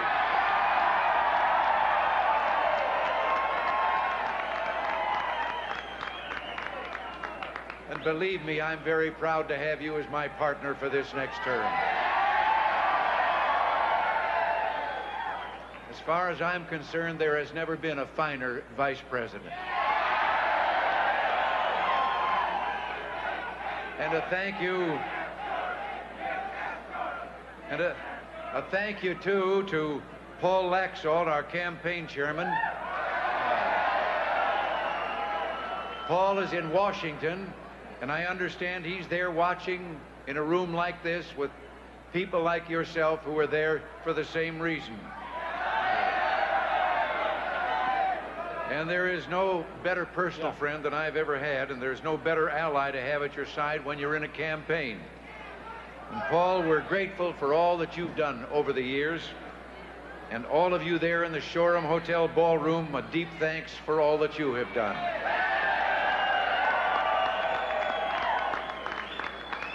And Paul would be the first to say how much help he had and what an outstanding job was done by Ed Rollins, our campaign director.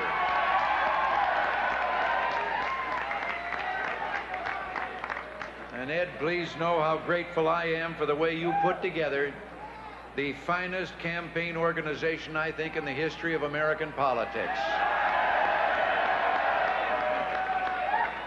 Our thanks, too, to Mayor Margaret Hance, our deputy campaign chairwoman. She gave of her time so generously. Back in Washington, we owe so much to the great work of the Republican National Committee and its chairman, Frank Fahrenkopf. Frank and all those dedicated people who worked with him they give politics a good name. We wouldn't have enjoyed this victory tonight without them.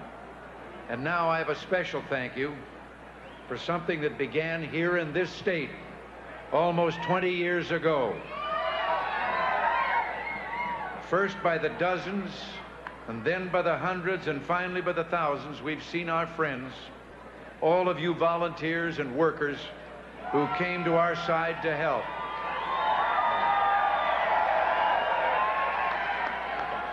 Thank you. From California, then across the United States, you have each given selflessly of yourselves. And I have no words to properly thank you for all that you've done.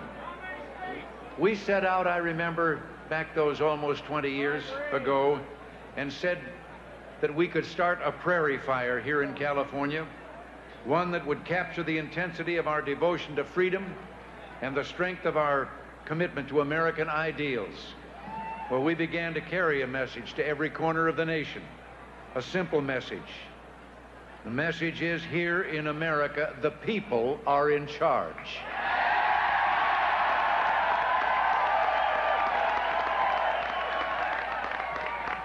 And that's really why we're here tonight. This electoral victory belongs to you and the principles that you cling to, principles struck by the brilliance and bravery of patriots more than 200 years ago. They set forth the course of liberty and hope that makes our country special in the world. To the extent that what has happened today reaffirms those principles, we are part of that prairie fire that we still think defines America, a fire of hope that will keep alive the promise of opportunity as we head into the next century. 4 years ago, when we celebrated victory in this same room, our country was faced by some deep and serious problems. But instead of complaining together, we rolled up our sleeves and began working together.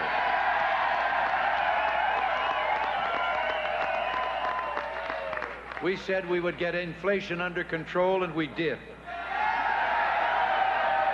We said we would get America working again, and we've created more than 6.5 million new jobs. We said that we would work to restore traditional values in our society, and we have begun. And we said we would slow down the growth of government and the rate of its spending increases, and we did. We said we'd get interest rates down, and we did. We said we would rebuild our defenses and make America prepared for peace, and we have.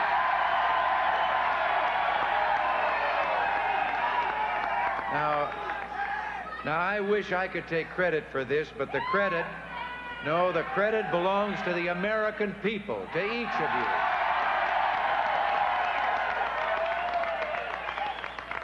But our work isn't finished. There's much more to be done.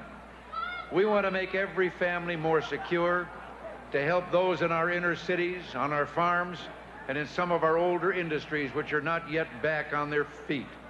And the recovery will not be complete until it's complete for everyone. By rebuilding our strength, we can bring ourselves closer to the day when all nations can begin to reduce nuclear weapons and ultimately banish them from the earth entirely.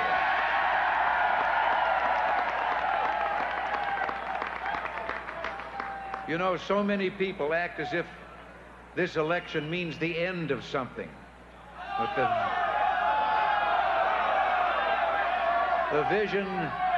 the vision we outlined in 1980, indeed the passion of the fire that we kept burning for 2 decades, doesn't die just because 4 years have passed. To each one of you I say, tonight is the end of nothing. It's the beginning of everything.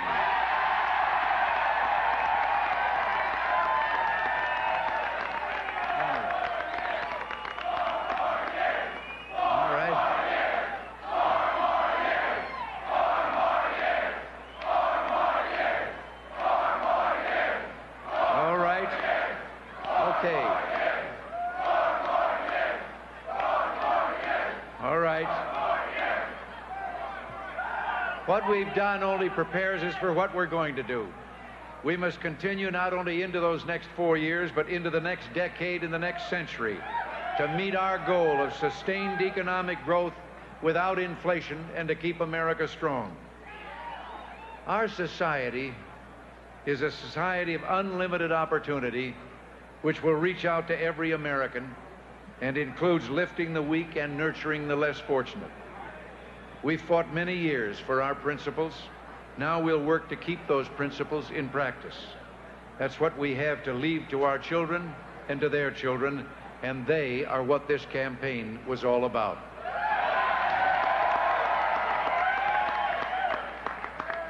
We've come together again, we're united again, and now let's start building together and keep that prairie fire alive, and let's never stop shaping that society which lets each person's dreams unfold into a life of unending hope. America's best days lie ahead. And you know, you forgive me, I'm gonna do it just one more time. You ain't seen nothing yet. God bless you. Thank you all very much.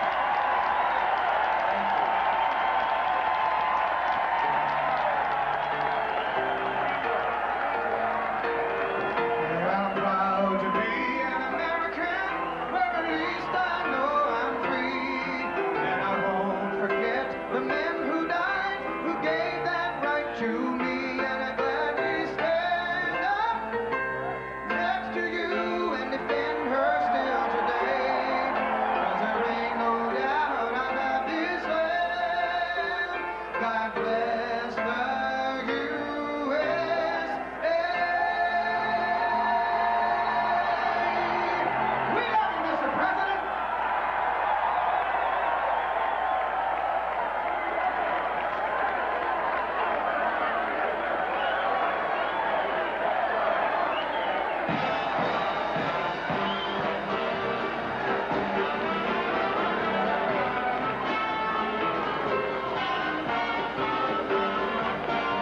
family assembled on the stage there, and John Chancellor pointed out a few moments ago, it was a speech like a man running behind in the polls. He was still campaigning. Well, he was campaigning when he accepted the nomination of his party in Dallas. He's been campaigning. He's a terrific, unstoppable campaigner. There was some speculation on the part of a couple of people that Mondale would have a real shot this fall because Reagan would sit on his lead. Well, that didn't exactly happen. Lots of things that didn't happen. This is part of the standard Reagan campaign appearance now. A little silver confetti that comes down, the flags, the music, God Bless the USA, all the theme song. As far as spelling out what he's going to do in the second term, it really comes right down to that catchphrase that he's been using all along. You ain't seen nothing yet, but beyond that, not much in the way of specifics. The president having said earlier that peace and prosperity would be the top items on the agenda. You know, another one of the paradoxes of this election, Tom, is that the man we see there on the screen is enormously popular, as is demonstrated by 59% of the popular vote now. But the fact is that he hasn't brought a conservative tide to the United States. When we've asked the voters 4 years ago if they thought they were conservative, they gave us an answer, and that figure has not changed one bit in the 4 years of the first Reagan administration. So that while he is conservative, and more Americans now call themselves conservatives than liberals by a considerable margin, the country hasn't changed in terms of its view of itself, and the American voters' view of themselves. And so he has not produced a great Republican tide. What he has produced, it seems to me, is a great Reagan tide. Well, he has been a kind of spiritual political leader for the past 4 years, and it came to fruition tonight in this campaign in terms of what Ronald Reagan wanted for himself. Chris Wallace is down there in that crowd tonight. Chris, you've been traveling with these folks, poking away at them for the last several months now, trying to find out what, in fact, that they do have in mind. Do you expect that we'll have a wholesale change of personnel? You said earlier tonight that the president's comfortable with the folks he has around him, but do you think that, for example, in the cabinet, that Donovan can survive at Labor, that Cap Weinberger will continue at the Defense Department, George Shultz at State? Well, Tom, I don't think there are going to be any wholesale changes in the cabinet. We are told, in fact, the president said tonight when he was up in his suite watching TV returns and we were allowed in, that he's very happy with his team. He thinks it's a good team. I think you may see some changes in the lower levels of the cabinet. For instance, I think Terrell Bell, the Secretary of Education, may leave. There's a possibility that Margaret Heckler might leave. But I think the top policy-making level, the Caspar Weinbergers, George Shultz's, Jim Baker's, that team will stay intact at least for the first 6 months of next year, because the president very much wants to make something of this mandate, and he wants an experienced team that will hit the ground running next January. Tom? Thanks. Chris Wallace at the Reagan campaign headquarters tonight. And now we're going to Houston, Texas, where you see George Bush and his family assembled before an American flag. Protocol on election night. The top of the ticket gets to go first. Now here's George Bush, who has been living in a hotel in Houston as his unofficial residence in that state. Mrs. Bush on the far right, members of his family, including his brother and some of his sons, their wives. You've been here 5 hours. Where'd you get all that energy?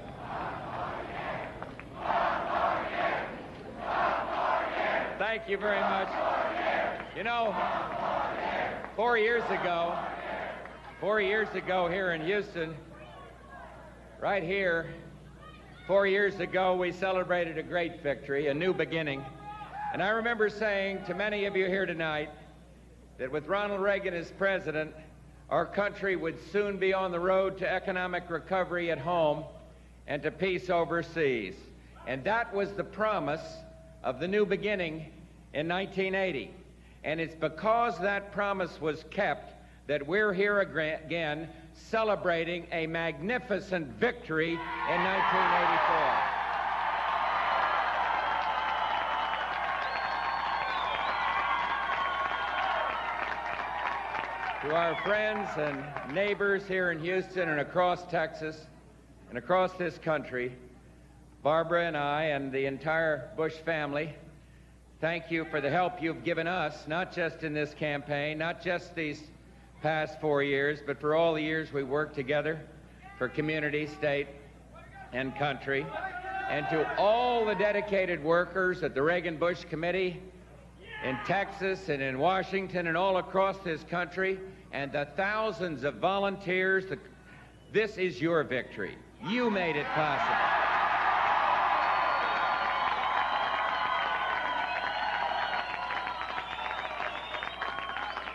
And in the coming 4 years, as in the past 4 years, and you just heard this president, you just heard our great president, he and I will dedicate our efforts to making your vision of America a reality. And to those who supported our opponents, let me say that we recognize the outcome of this election as a mandate to represent not just those who supported the Reagan-Bush ticket, but to represent all Americans. For in this hour of victory, this wonderful hour of victory, let's not forget that the strength of our free system lies not only in the right of the majority to express its will, but in the right of all Americans to have their voices heard and their interests served. And this has been a long, hard-fought campaign, a historic campaign. And a little while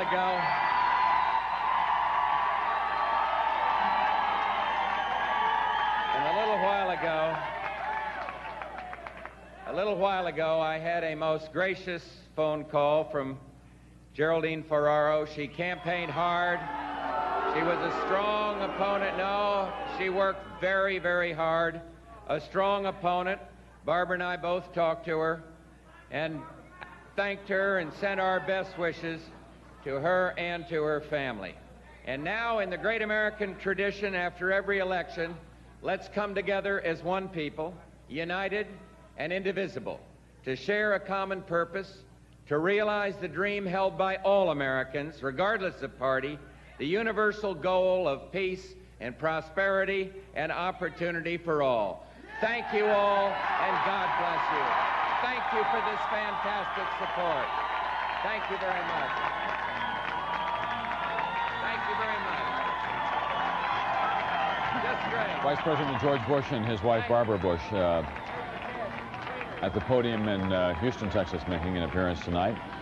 Vice President was an indefatigable cheerleader for President Reagan and the accomplishments of the administration during the past 4 years in the course of this campaign. And it took a lot of heat for that.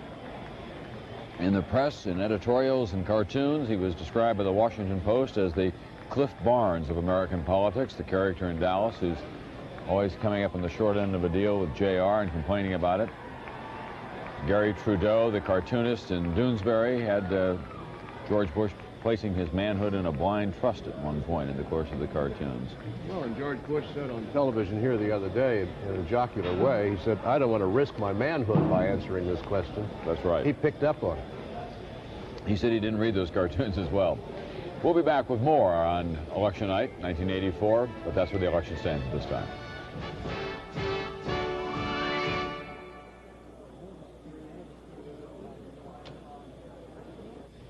We're back. Roger, you think there's any chance at all that George Bush could ever win the Republican nomination for president in 4 years? Oh, yeah, there's a chance. I just recalling what we've heard this evening, I think probably the most devastating comment I've heard in public was uttered by Lynn Knopfsinger tonight when Emory King was interviewing him, and he asked Mr. Knopfsinger, you think George Bush helped himself by the way he campaigned this year? And Knopfsinger, yeah, I think he helped himself a little. Yeah.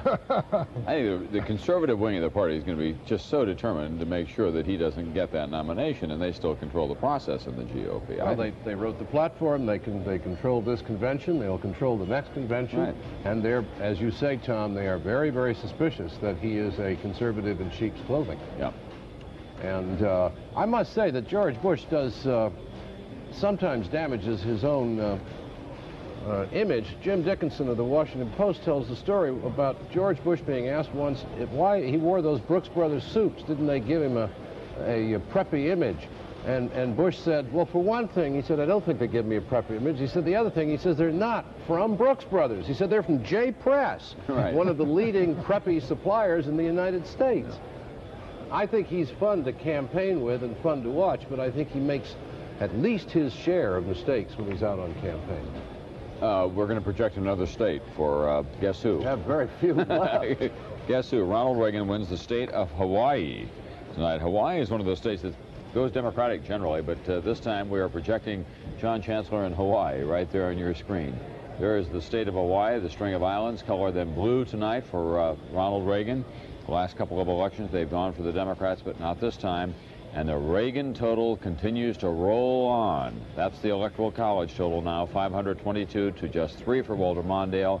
The District of Columbia, not a state, of course, 522 electoral votes. This is what the national vote shows at this time. There's the map. That tells the whole story. It's all blue. 4 years ago, David Brinkley described the map as looking like a suburban swimming pool, and now it looks like an entire ocean.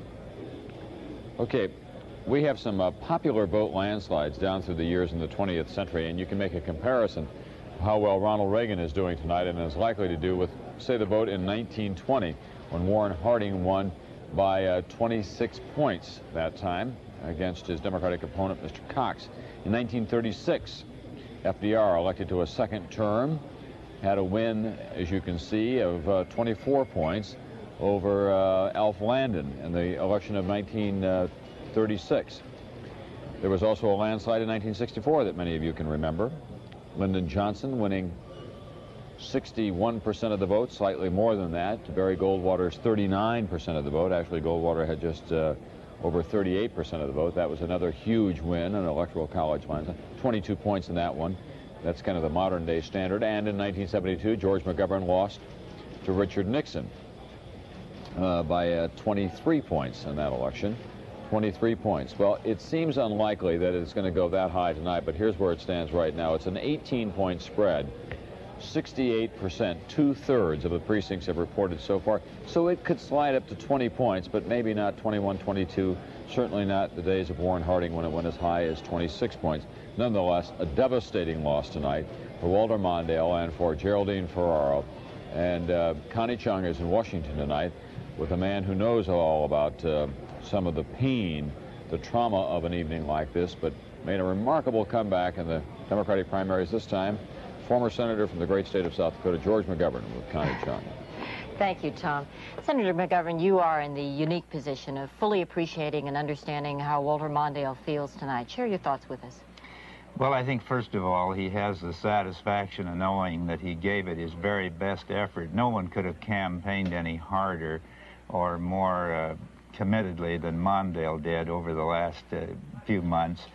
But he's going to be disappointed. The fact that only one state, the District of Columbia, went with him, I know makes him feel a little bit down. I had that same experience 12 years ago. I think he's taken my title away from me as the most defeated Democratic candidate. That's right. As we were watching, you yelled over to one of our producers here and asked just how many electoral votes were in Minnesota. And you noted what? You took 17 electoral votes. I had 17 electoral votes. If Walter Mondale gets Minnesota, he'll end up with 13 electoral votes.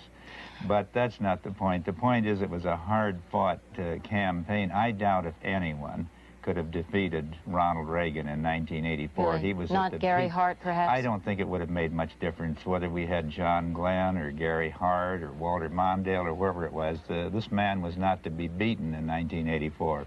Senator George McGovern, thank you for being with us. Tom? Thanks, Connie. There's the map that we've been talking about. George McGovern wondering whether or not, in fact, he'll go into second place now against Walter Mondale, but also identifying with the pain that he must be feeling tonight. By the way, Mondale still has not won the state of Minnesota. That is his home state. We have not been able to make a projection in Minnesota, although he leads now by about 8 percentage points with more than half of the precincts reporting in, but we can't make a projection there yet. There it is on the map before you. It tells the story of this evening, in the presidential race at least, a huge victory for Ronald Reagan.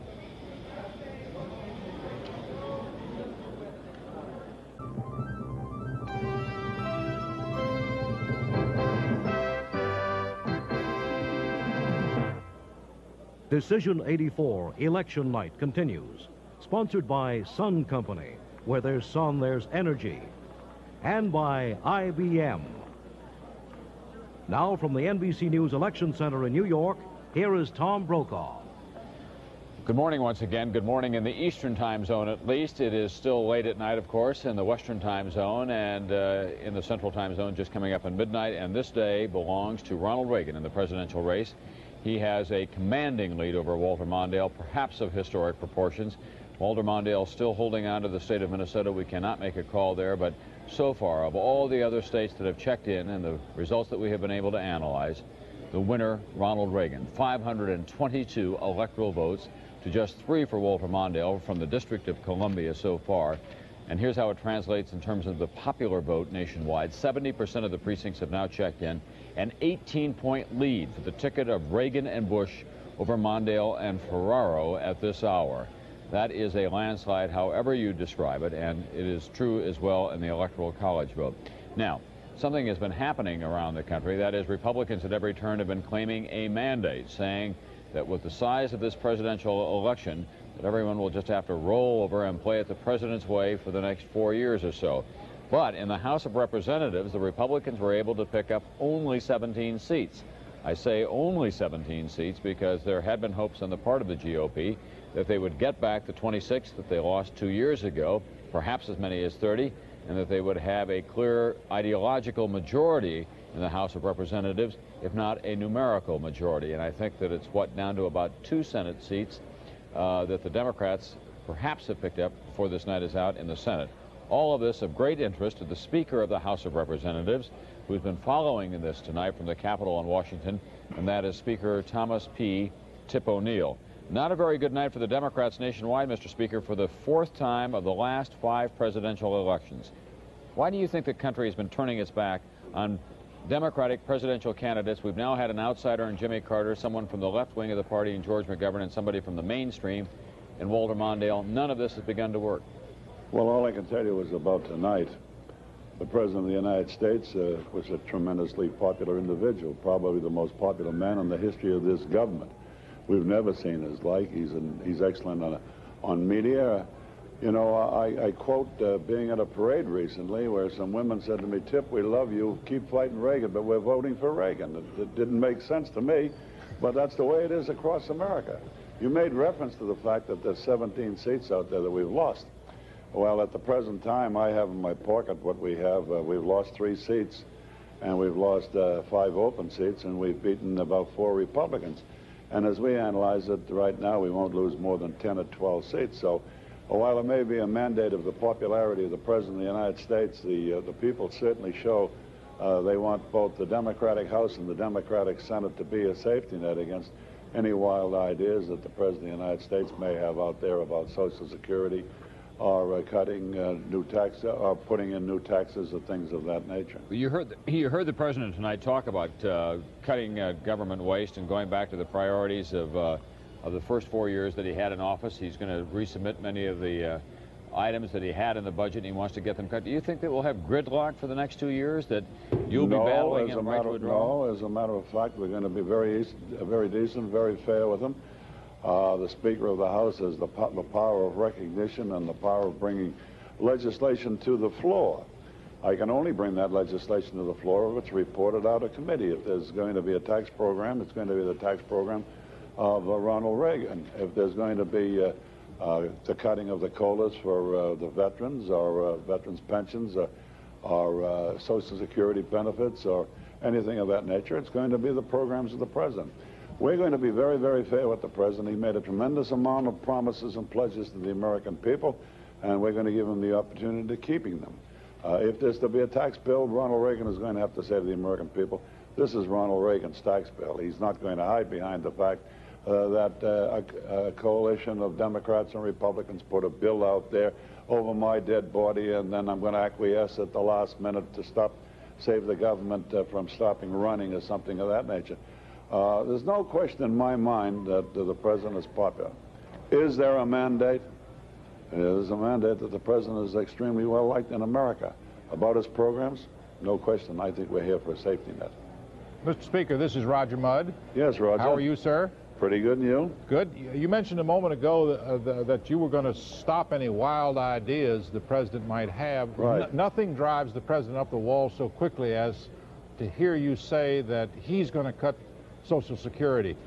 You don't believe him, do you? No, I don't, to be perfectly truthful. But every he time said, again and again, I he said saw him on a speech and would hear him, I'd like to look right into his eyes and he'd say, Tip, you know I don't mean this while I'm saying it.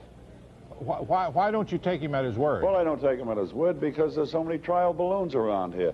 Dave Stockman said the big bucks are in Social Security, they're in veterans' pensions, they're in civilian employee pensions, and they're in the health programs. And I believe that they're going to go after those.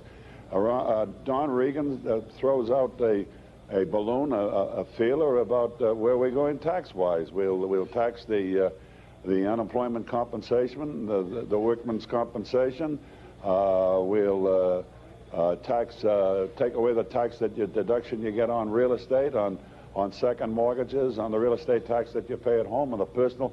There has to be a tax bill out there, but this tax bill that's going to come is going to be the presidents of the United States.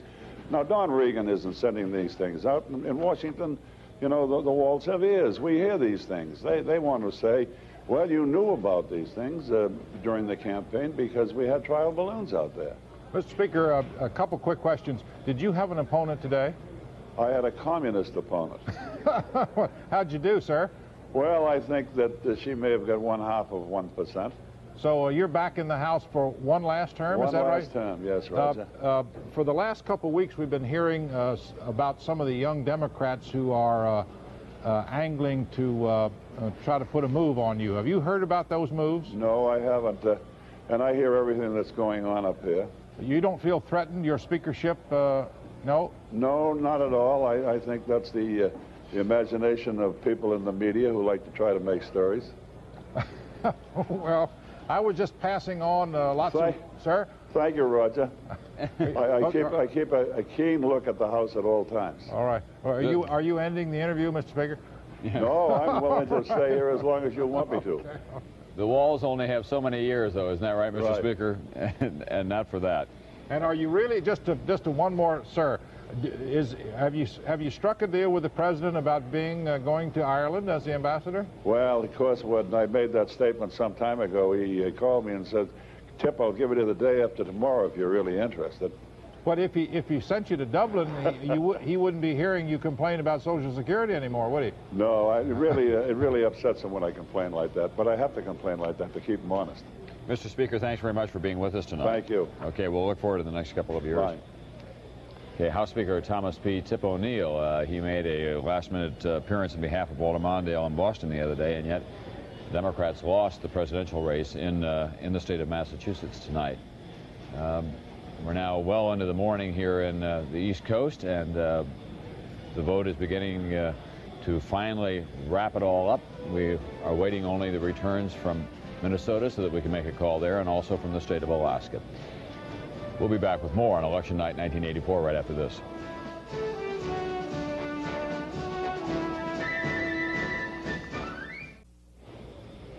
We're back here at NBC News Election Headquarters on Election Night 1984. Ronald Reagan has long since wrapped up the presidential race, but there are some very tight races still going on around the country for governor and also for senator. We can always count on the state of Illinois to give us one of those suspenseful races, and it has done it again tonight. Senator Charles Percy, who is the incumbent Republican senator, with a very strong challenge from Mr. Simon. Roger? Well, it couldn't be much closer, Tom. It could not be much closer. 75% of the precincts in, Simon 51%, Percy 48%. That's 3 1/3 million votes cast, and Simon's margin is only 100,000 votes. Mr. Simon, who is the downstate Democratic congressman, is doing well in Chicago and Cook County. He's got a 35-point lead over Percy. He's got a 7-point lead in downstate Illinois. Percy is doing well in the suburbs of Chicago, leading Simon by about 15 points. And he's doing fairly well in the northwest section of the state, leading by about 11 points. So that will go to the wire. 74% of the precincts in. At the Percy headquarters, standing by to give us the benefit of the Percy headquarters thinking, is Mary Nissenson. Mary, are they keeping their heads down, waiting for some final break on the votes? No, Roger. In fact, Senator Percy just came down a few moments ago, and he neither conceded defeat nor claimed victory. This is a very close race, And while the Percy people are saying they are optimistic, they have to be a little bit disappointed with what was happening downstate. Percy should have done much better there. They're trying to cover for that by saying that Percy did a little bit better in Chicago, where they expected him to do worse. If Percy does lose, Roger, I think there will be an important political lesson in this for many people. Percy, in a desperate move to win this election, sort of grabbed onto Reagan's coattails. He had been a liberal Republican when he started. He became much more conservative in this race. And there is a theory that he lost a lot of his black support, a lot of his Jewish support in doing that, but never gained the ultra-right wing of the Republican Party. So in that sense, he grabbed onto the coattails and perhaps just got dragged through the mud. M-U-D.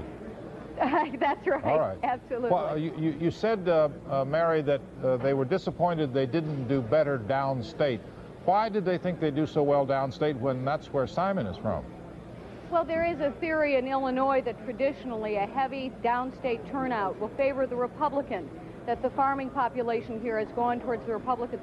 But the farming population has been very displeased with Percy lately, and they have been pushing more towards Simon. Simon's real appeal, despite his geographic origin, was to the more liberal Democrats, and of course they are centered in Chicago, Roger. What are Senator Percy's current relationships with the Republican establishment in Illinois? I'm talking about the old line, not the liberal lakefront group, but the basic mainstream Republicans in the state. Are they good or just distant? They are better than they used to be, and that's because during this election, Percy has tried to become a real Reagan supporter. But he can't win the most conservative element. His position on abortion, which is pro-choice, has alienated a lot of the more conservative Republicans. And there are those Republicans who look askance at Percy, who say, you weren't a real Republican, you weren't a real Reaganite. It's now only when you're really desperate to win that you join our camp. And so he isn't really as welcome in that camp as he would like to be.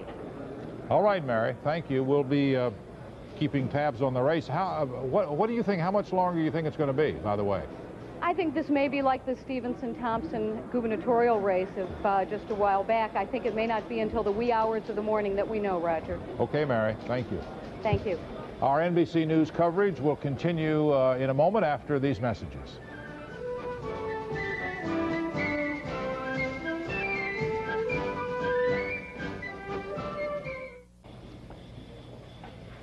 NBC News election headquarters on election night 1984, and one of the themes that Walter Mondale hoped to stick to Ronald Reagan during the course of the campaign was the deficit. What are you going to do about it, Mr. President? You're going to have to raise taxes. Here's what the deficit is doing to our national economy. Here's how the deficit is costing you. I've got charts, I've got maps. I'm going to talk about the deficit. The deficit seemed to go nowhere during the course of the campaign. Well, Chancellor, what about the poll? Well, you do find that there is a little bit of apprehension about the deficit out there. People do know that something is going to have to be done about it. And from one of our questions, we asked, will the deficits hurt you? It looks as though people are genuinely worried. Yes, said 46%. Now, a lot of people don't even know what deficits are. So when 46% say it will hurt, as opposed to 28% saying no, you pay attention to a figure on that. 26% don't know, and many of us may feel that way about it. But the president says that prosperity will grow us out of the deficits. Not very many people believe that. Many said only higher taxes, and Walter Mondale said let's pay higher taxes to cut it. Well, Mondale's position drew 32% yes from the voters today, but 50% said no, and 18% said not sure, which is a rejection of the Mondale plan.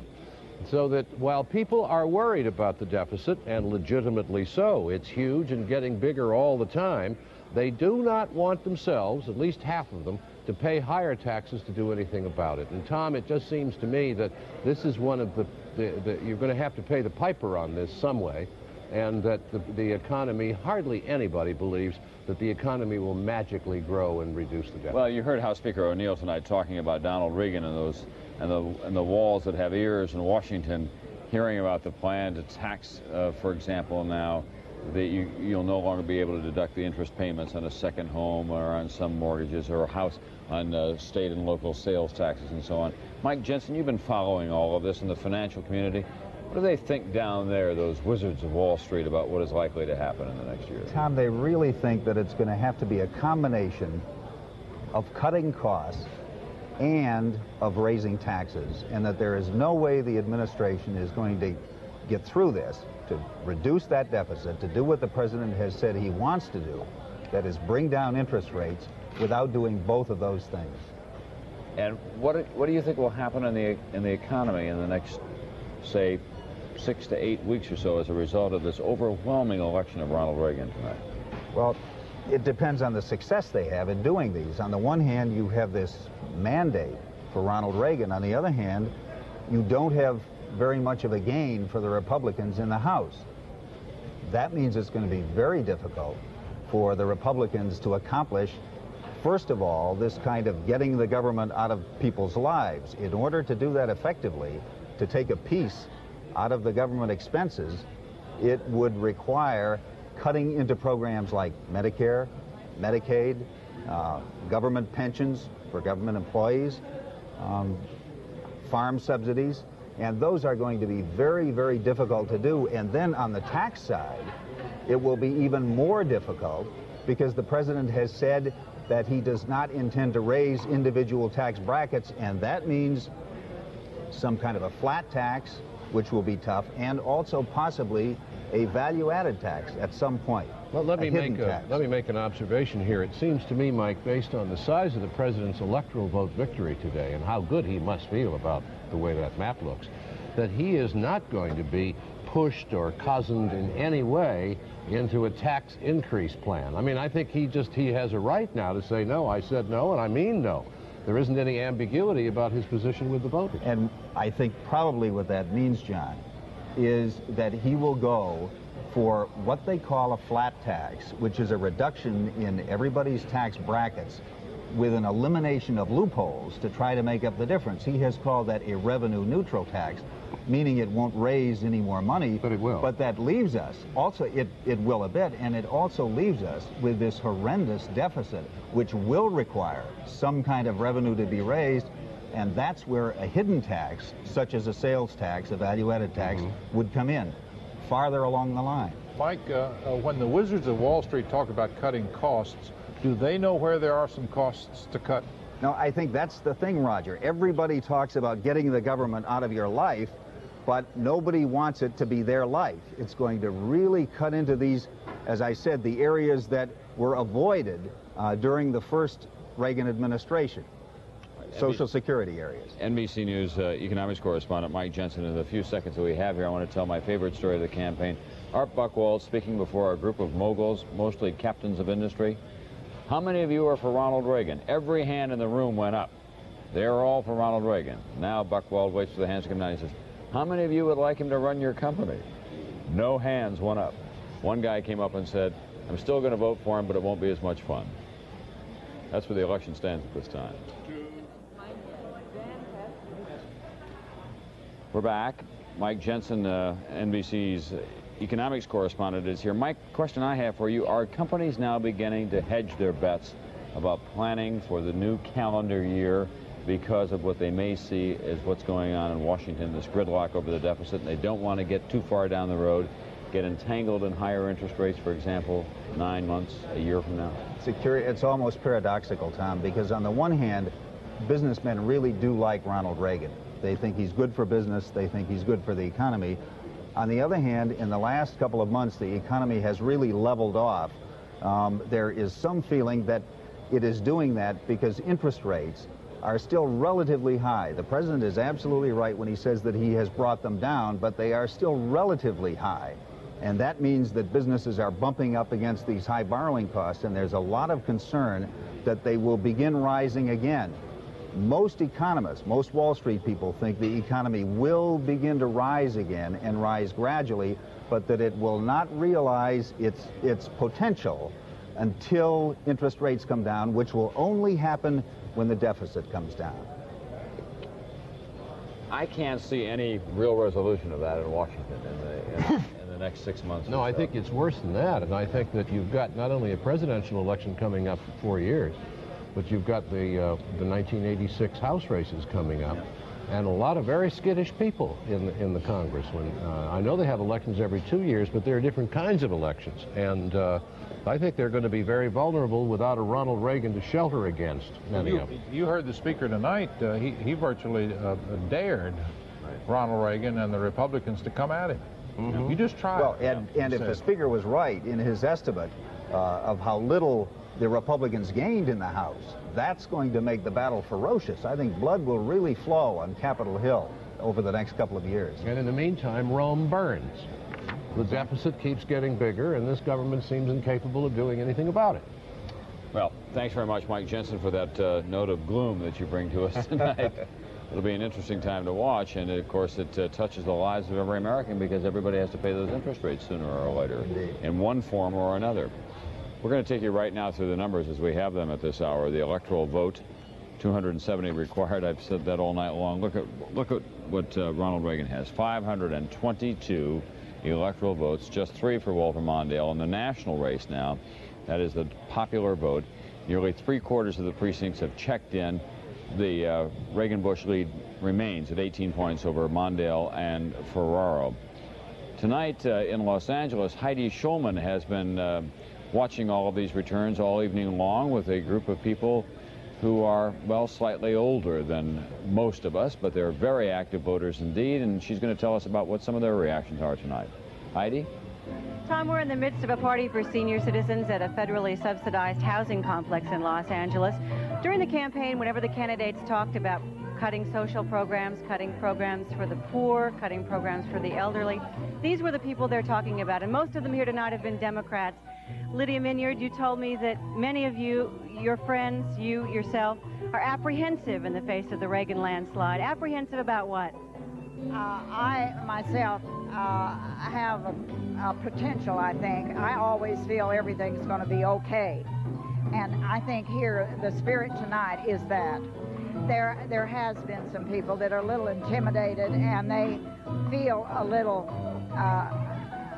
upset and wonder just what the next 4 years will bring. We hope and we feel that everything will be okay.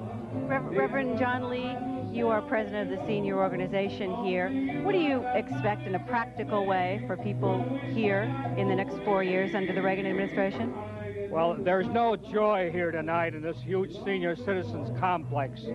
Low-income senior citizens are worried. We're frightened because we know that the Reagan administration will attempt to cut back further on our Social Security benefits, that they will cut back on Medicare and Medicaid, and that they will do everything they possibly can to undermine the subsidized rental and public housing program. But the president said repeatedly during the campaign that he would not cut Social Security benefits, that he would indeed take care of the people who needed taking care of. Do you not trust that promise? He has made this promise 4 years ago, and he broke the promise, and we anticipate he will break it again. Lydia Minyard, do you feel the same way? Do you trust the promises that were made during this campaign? I hope he keeps the promises he made this 4 years. He didn't exactly keep them the last 4 years, and we're hoping that he will. We just hope that we're hopeful that he will. We must go back to New York. Before we do, I should mention that there were some Republicans here tonight. We talked to some of those who voted for Ronald Reagan, who were obviously in the vast majority around the country tonight.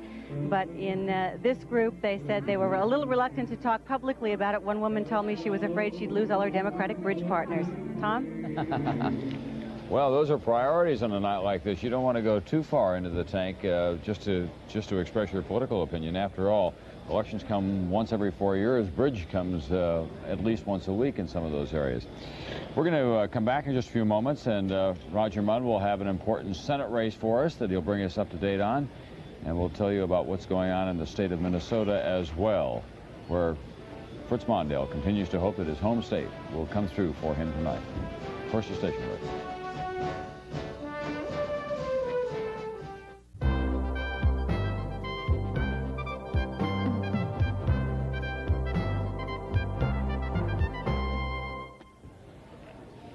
We're back. It's now 1:30 in the morning. It is the day after the election of Ronald Reagan to a second term as president of the United States. There are still a couple of very important and very close races outstanding.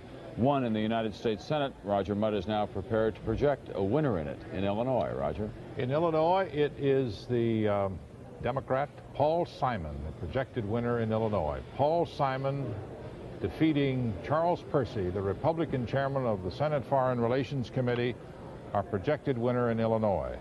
The popular vote shows Paul Simon with a thin lead. These are 78% of the precincts in, 51%, 48%.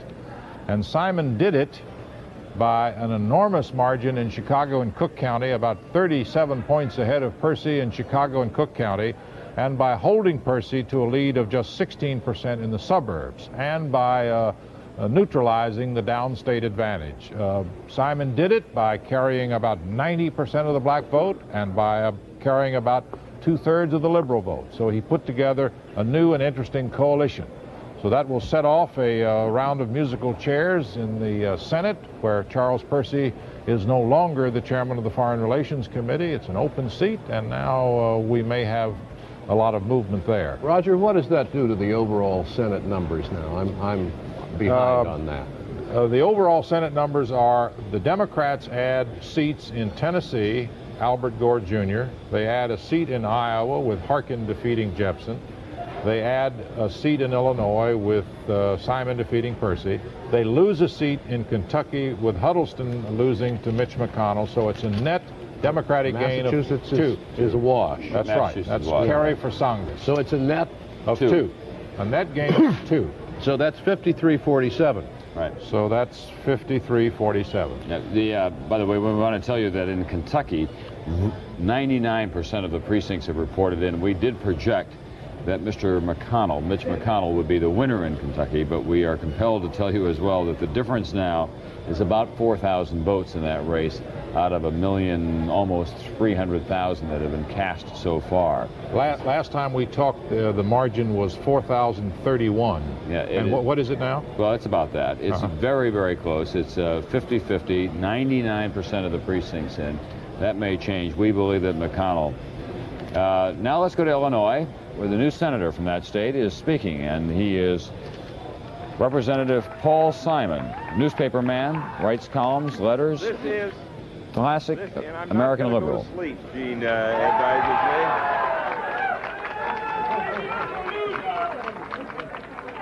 But this is a good time to also thank some other people. I mentioned Mike Madigan, Cal Sutger, our state chairman. Let me tell you that both Harold Washington and Ed Verdoliak could not have been better. They have been great.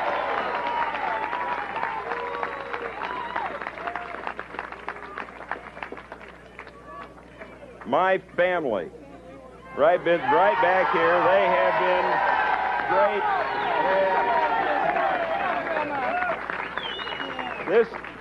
I want you to meet him now. Mom, you come first here. All right, this is my mother. Somebody.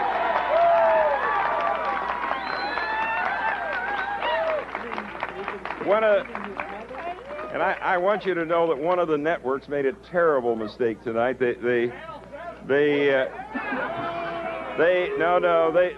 called my mother 85 years old. She's only 77, and I want you. She's been a great campaigner. Gene has been all over the state of Illinois. Paul Simon, we were just talking about Paul Simon. He is he's well known in Washington, where he's been serving in the House of Representatives. He's an old-fashioned Democratic liberal. He was once, we believe, the national chairman of the American Civil Liberties Union. He's a prolific writer of newsletters back home from his House office, and he was a newspaper man and a columnist. Self-taught. I think that he was not even a college graduate, but he got in the newspaper business early on. You know, Tom, in an age when politicians look all as though they've been stamped out of the same mold, he doesn't. He has a prairie look to him that is very familiar to me and very nice. I mean, there's an authentic prairie person. I saw him the morning after he won the Democratic nomination in Illinois earlier this year. We were both arriving at O'Hare at the same time, and we were coming through the security check at the same time. He looked like a guy who was going off to make some calls on an airplane somewhere in Des Moines, carrying his own bag, very friendly, and I've known him a long time. So Paul Simon tonight, representative from Illinois, now the senator from that state. And we'll be back with more on Election Night 84 after this.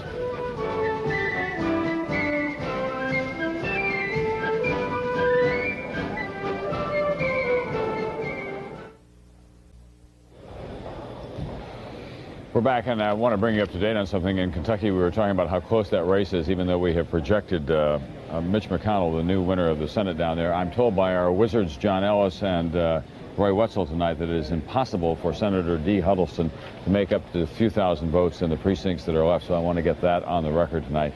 We are now able to project in the state of Alaska, Ronald Reagan, the winner of Alaska's 3 electoral votes tonight as he continues this enormous landslide, perhaps sweeping all 50 states before the night is out. Only the state of Minnesota, as you can see, outstanding on our map tonight. All those other states colored blue for Ronald Reagan tonight, and in Minnesota we still cannot make a projection. That means in the electoral vote that Ronald Reagan now has amassed 525 electoral votes. Walter Mondale only 3 from the District of Columbia. The national vote, 75%. Fully 3/4 of that is now in. The lead is maintained by Reagan and Bush at 18 points over Mondale and Ferraro. That, too, a popular vote landslide. Not a record, but a sizable one nonetheless, especially in contemporary politics. Ken Bodie has been watching all of this from a perch in the Washington Square Bar and Grill in California. Right there on Washington Square, where things are beginning to thin out as a popular watering hole for politicians and observers of all kinds. Guys with braces in the background. Now here's Ken Bodie telling us what he thinks about what's going on. Ken? Hi, Tom. It's, you know, it's kind of charming to see that Minnesota is holding out for Mondale, if that's the way it works out. But it looks to me from here that the Democratic Party is suffering from a severe case tonight of what we might call white flight. Our poll shows that whites voted 2-to-1 today for Ronald Reagan, the lowest proportion of the white vote that the Democratic Party has gotten in a long time. White Catholics, white blue-collar workers, white Protestants were hugely for Ronald Reagan in this race. And the only 3 groups that Mondale carried across the country were blacks, 13-to-1 according to our poll, Hispanics 2-to-1, and Jews 2-to-1. Hispanics are marginally for the Democrats around the country, but Jews and blacks seem to be the base of the Democratic Party now. And Tom, those are 2 groups that don't seem to be able very well to live with one another.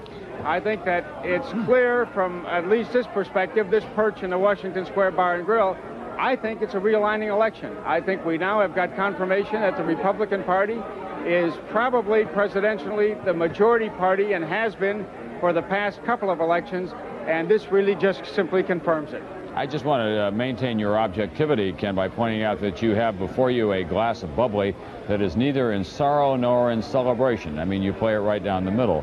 Well, what about the Democratic Party? You've been paying a lot of attention to it for the past 10, 15 years or so. What do you think will happen now in the next 4 years? Will we begin to hear from the likes of Bob Graham and Bruce Babbitt, the governor of Arizona, the governor of Florida, Bill Clinton in Arkansas? Some of those people who have not been on the national scene now begin to step forward and say, hey, look, we've been solving problems in our states. You ought to take some advice from us. Yes, I think there's no question about that, Tom, that there's going to be a group of governors in the ages from 35 to 45 who have been watching the Democratic Party from the time that George McGovern suffered an electoral landslide about the same proportions that Walter Mondale has. Now the center part of the Democratic Party has lost just as big as the left wing of the Democratic Party did. And those who said tonight, and there are a lot of Democrats around here who said this is a personal mandate for Ronald Reagan, not a realigning election. It seems to me probably back in about 1936, there were a lot of Republicans who said the same thing. It's a personal mandate for Roosevelt, not a realigning election, and they learned to live with the opposite of that truth for the next 20 years or so. And you're going to see Babbitt. Babbitt is a good choice. Graham, Clinton, those fellas are going to be spending a lot of time reasserting themselves in the next couple of years. Yes, I think you're going to see it, Tom. We don't want to forget Governor Cuomo of New York, who was such a hit at the Democratic Convention as well, and in that very same city where you are, San Francisco, and in fact sat in that same bar after playing in a softball game. Thanks very much, Ken Bodie, at the Washington Square Bar and Grill tonight. Hazardous duty for you, but someone has to volunteer for it, Ken, and we're grateful to you for going all the way out there and doing it. We'll be back after this.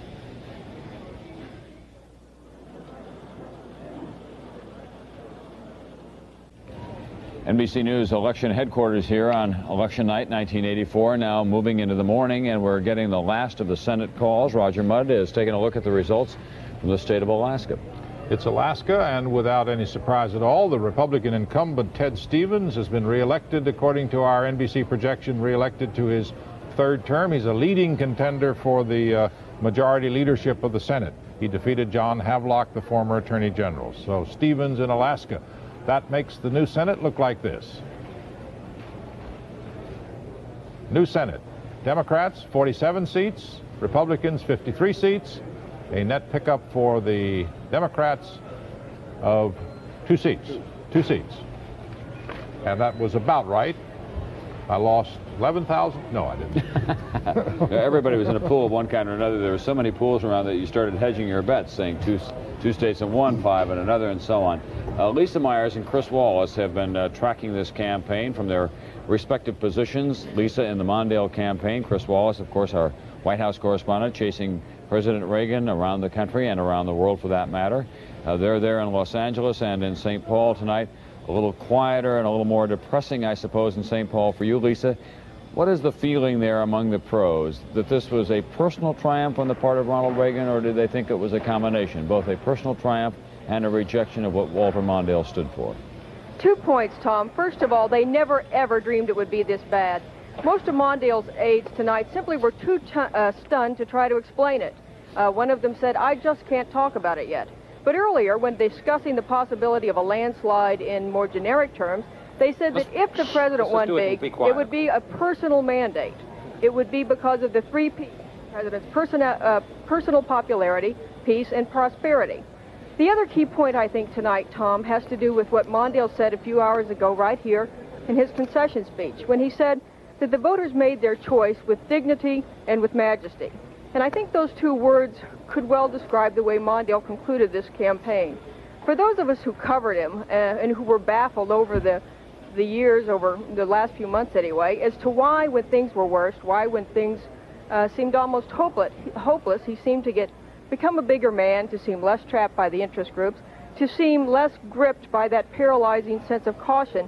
And I think he answered that question for us tonight when he said, "I am at peace with the knowledge that I did everything I can, that I gave it everything I've got." Thanks very much. Lisa Myers at St. Paul tonight. And Lisa, thanks especially for what I know was a grueling time for you. Off and on a lot of airplanes in a lot of different towns. You never quite knew where you were, but all the people who worked with you in the Mondale campaign, those of us who were here in New York, are grateful for that. Chris Wallace, same goes to you out in Los Angeles. The president, do you think, does he have his eye on the big picture in terms of his role in history now? Will he reach out, do you think, for example, to the Soviet Union? Will he reach out to the people in this country who are the disenfranchised, the poor, the blacks, and so on, and try to build for himself the kind of image that his first political hero, Franklin Roosevelt, had? Any chance of that?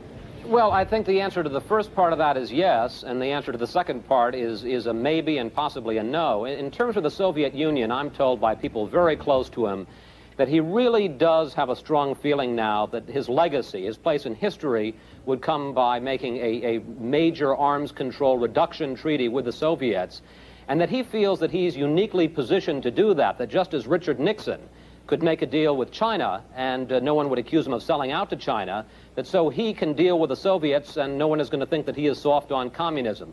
So I think when they say now that they really want to improve relations with the Soviets, that they really want to deal, that's not just campaign rhetoric. It wasn't an election year conversion, that they really mean it. On the question of reaching out to the minorities, to the less well-off, it was interesting because he talked about that a lot tonight in his victory statement. But that's hard to do because the fact is that he basically does not believe in government. He thinks that spending programs should be cut back. They feel that in addition to the middle-class entitlements, that there's a lot more money they can get out of those, what they call discretionary domestic programs. And so he can talk a lot about trying to reach out to the afflicted. But if you're going to cut the programs on which they depend, it's awfully hard to emulate FDR. So I think that, yes, there is going to be a strong feeling that this one is for the history book, but on the other hand, as he said, we have fought a lifetime for these conservative principles, and we're not about to give up on them now. Thanks. Chris Wallace, we'll be watching all of this from your post at the White House in coming days. Roger Mudd, any thoughts tonight on this extraordinary Ronald Reagan victory and what it may mean to the future?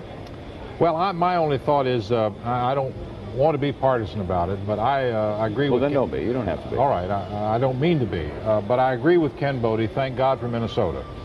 I hope Minnesota goes for Mondale. I hope one state in the United States awards this man some small measure of what he has coming to him. I hope we don't have a unanimous vote. The last time it happened, and I hope it's the only time, was when George Washington got it. There was a chance when Monroe was going to get a unanimous vote, and there was an elector from New Hampshire who said George Washington is the only one who ought to be unanimous, and I'm voting against it. So I hope Minnesota comes in. That's not partisan. That's pro-Washington. That's right, that's right. Well, Roger covered that campaign, and he has a kind of vested interest with in Reagan. Right, that's right. Tom, my only thought is that when I don't want to trivialize this, but when disposable income in the United States goes up in a presidential year, the party in power wins. It usually goes up about 4%, whoever's in or out. This year it went up 6%, and the party in power won. I think these are basics, and I think they affect all elections. I think one of the things that is happening that perhaps we haven't caught up to yet in terms of understanding how fast it is changing in this country is the changing electorate that we're now dealing with. The disposable income of the young, the command that they now have of their own businesses, the shifting population in this country from the Northeast and the Midwest to the Southwest, the feeling that it's time to kind of reclaim their lives and reclaim their traditional values in many ways. Well, you know, Tom, these things take about a generation to change. That's right. The big realignments have taken about a generation apart, and we've been 50 years since Roosevelt. I think it's overdue for change. We're able to call Minnesota, Roger. We're going to project the state of Minnesota. Here it is, 62% of the vote in Minnesota. There it is. We can't project it. We're just going to show you what the final numbers are in Minnesota. 2/3. It looks like it's going to be very close all night long. We don't know whether Walter Mondale can win his own home state. We can now, I am told that we can, in fact, project Walter Mondale, the winner of the state of Minnesota. That is his home state. That is the single state that he will win tonight. It has 10 electoral votes. It is his home and his headquarters. It is the taproot of his whole political philosophy. Minnesota, colored red tonight for Walter Mondale. He can claim his pride in his native state and in his neighbors and the people who sent him to Washington as a senator and elected him attorney general as well. And from that, he can claim some victory. So here's the Electoral College total one more time tonight. 13 for Walter Mondale, 525 for President Reagan. And the national vote, as we now have it, 77% of the vote is in. An 18-point lead for President Reagan and George Bush over Walter Mondale and Geraldine Ferraro. A landslide of really sizable proportions for the Republican ticket tonight. And we'll only know what is going to happen when they begin to confront this new Congress. 17 seats that the Republicans picked up. 2 seats for the Democrats in the Senate. Well, I'm going to sound a little bit like a candidate here. This has been a long evening for all of us. We hope that you have learned and understood how the election turned out and why it turned out that way. But let me say to all of the people that you couldn't see speaking to you, who are behind the scenes here, we couldn't have done it without them. And to them, we are eternally grateful. And for all of you who joined us, we're grateful as well. You can tune in tomorrow morning at NBC News at sunrise and the Today Show tomorrow night on NBC Nightly News and hear more. And we hope that you will. For now, on behalf of all of us at NBC News, I'm Tom Brokaw. Good night and good morning.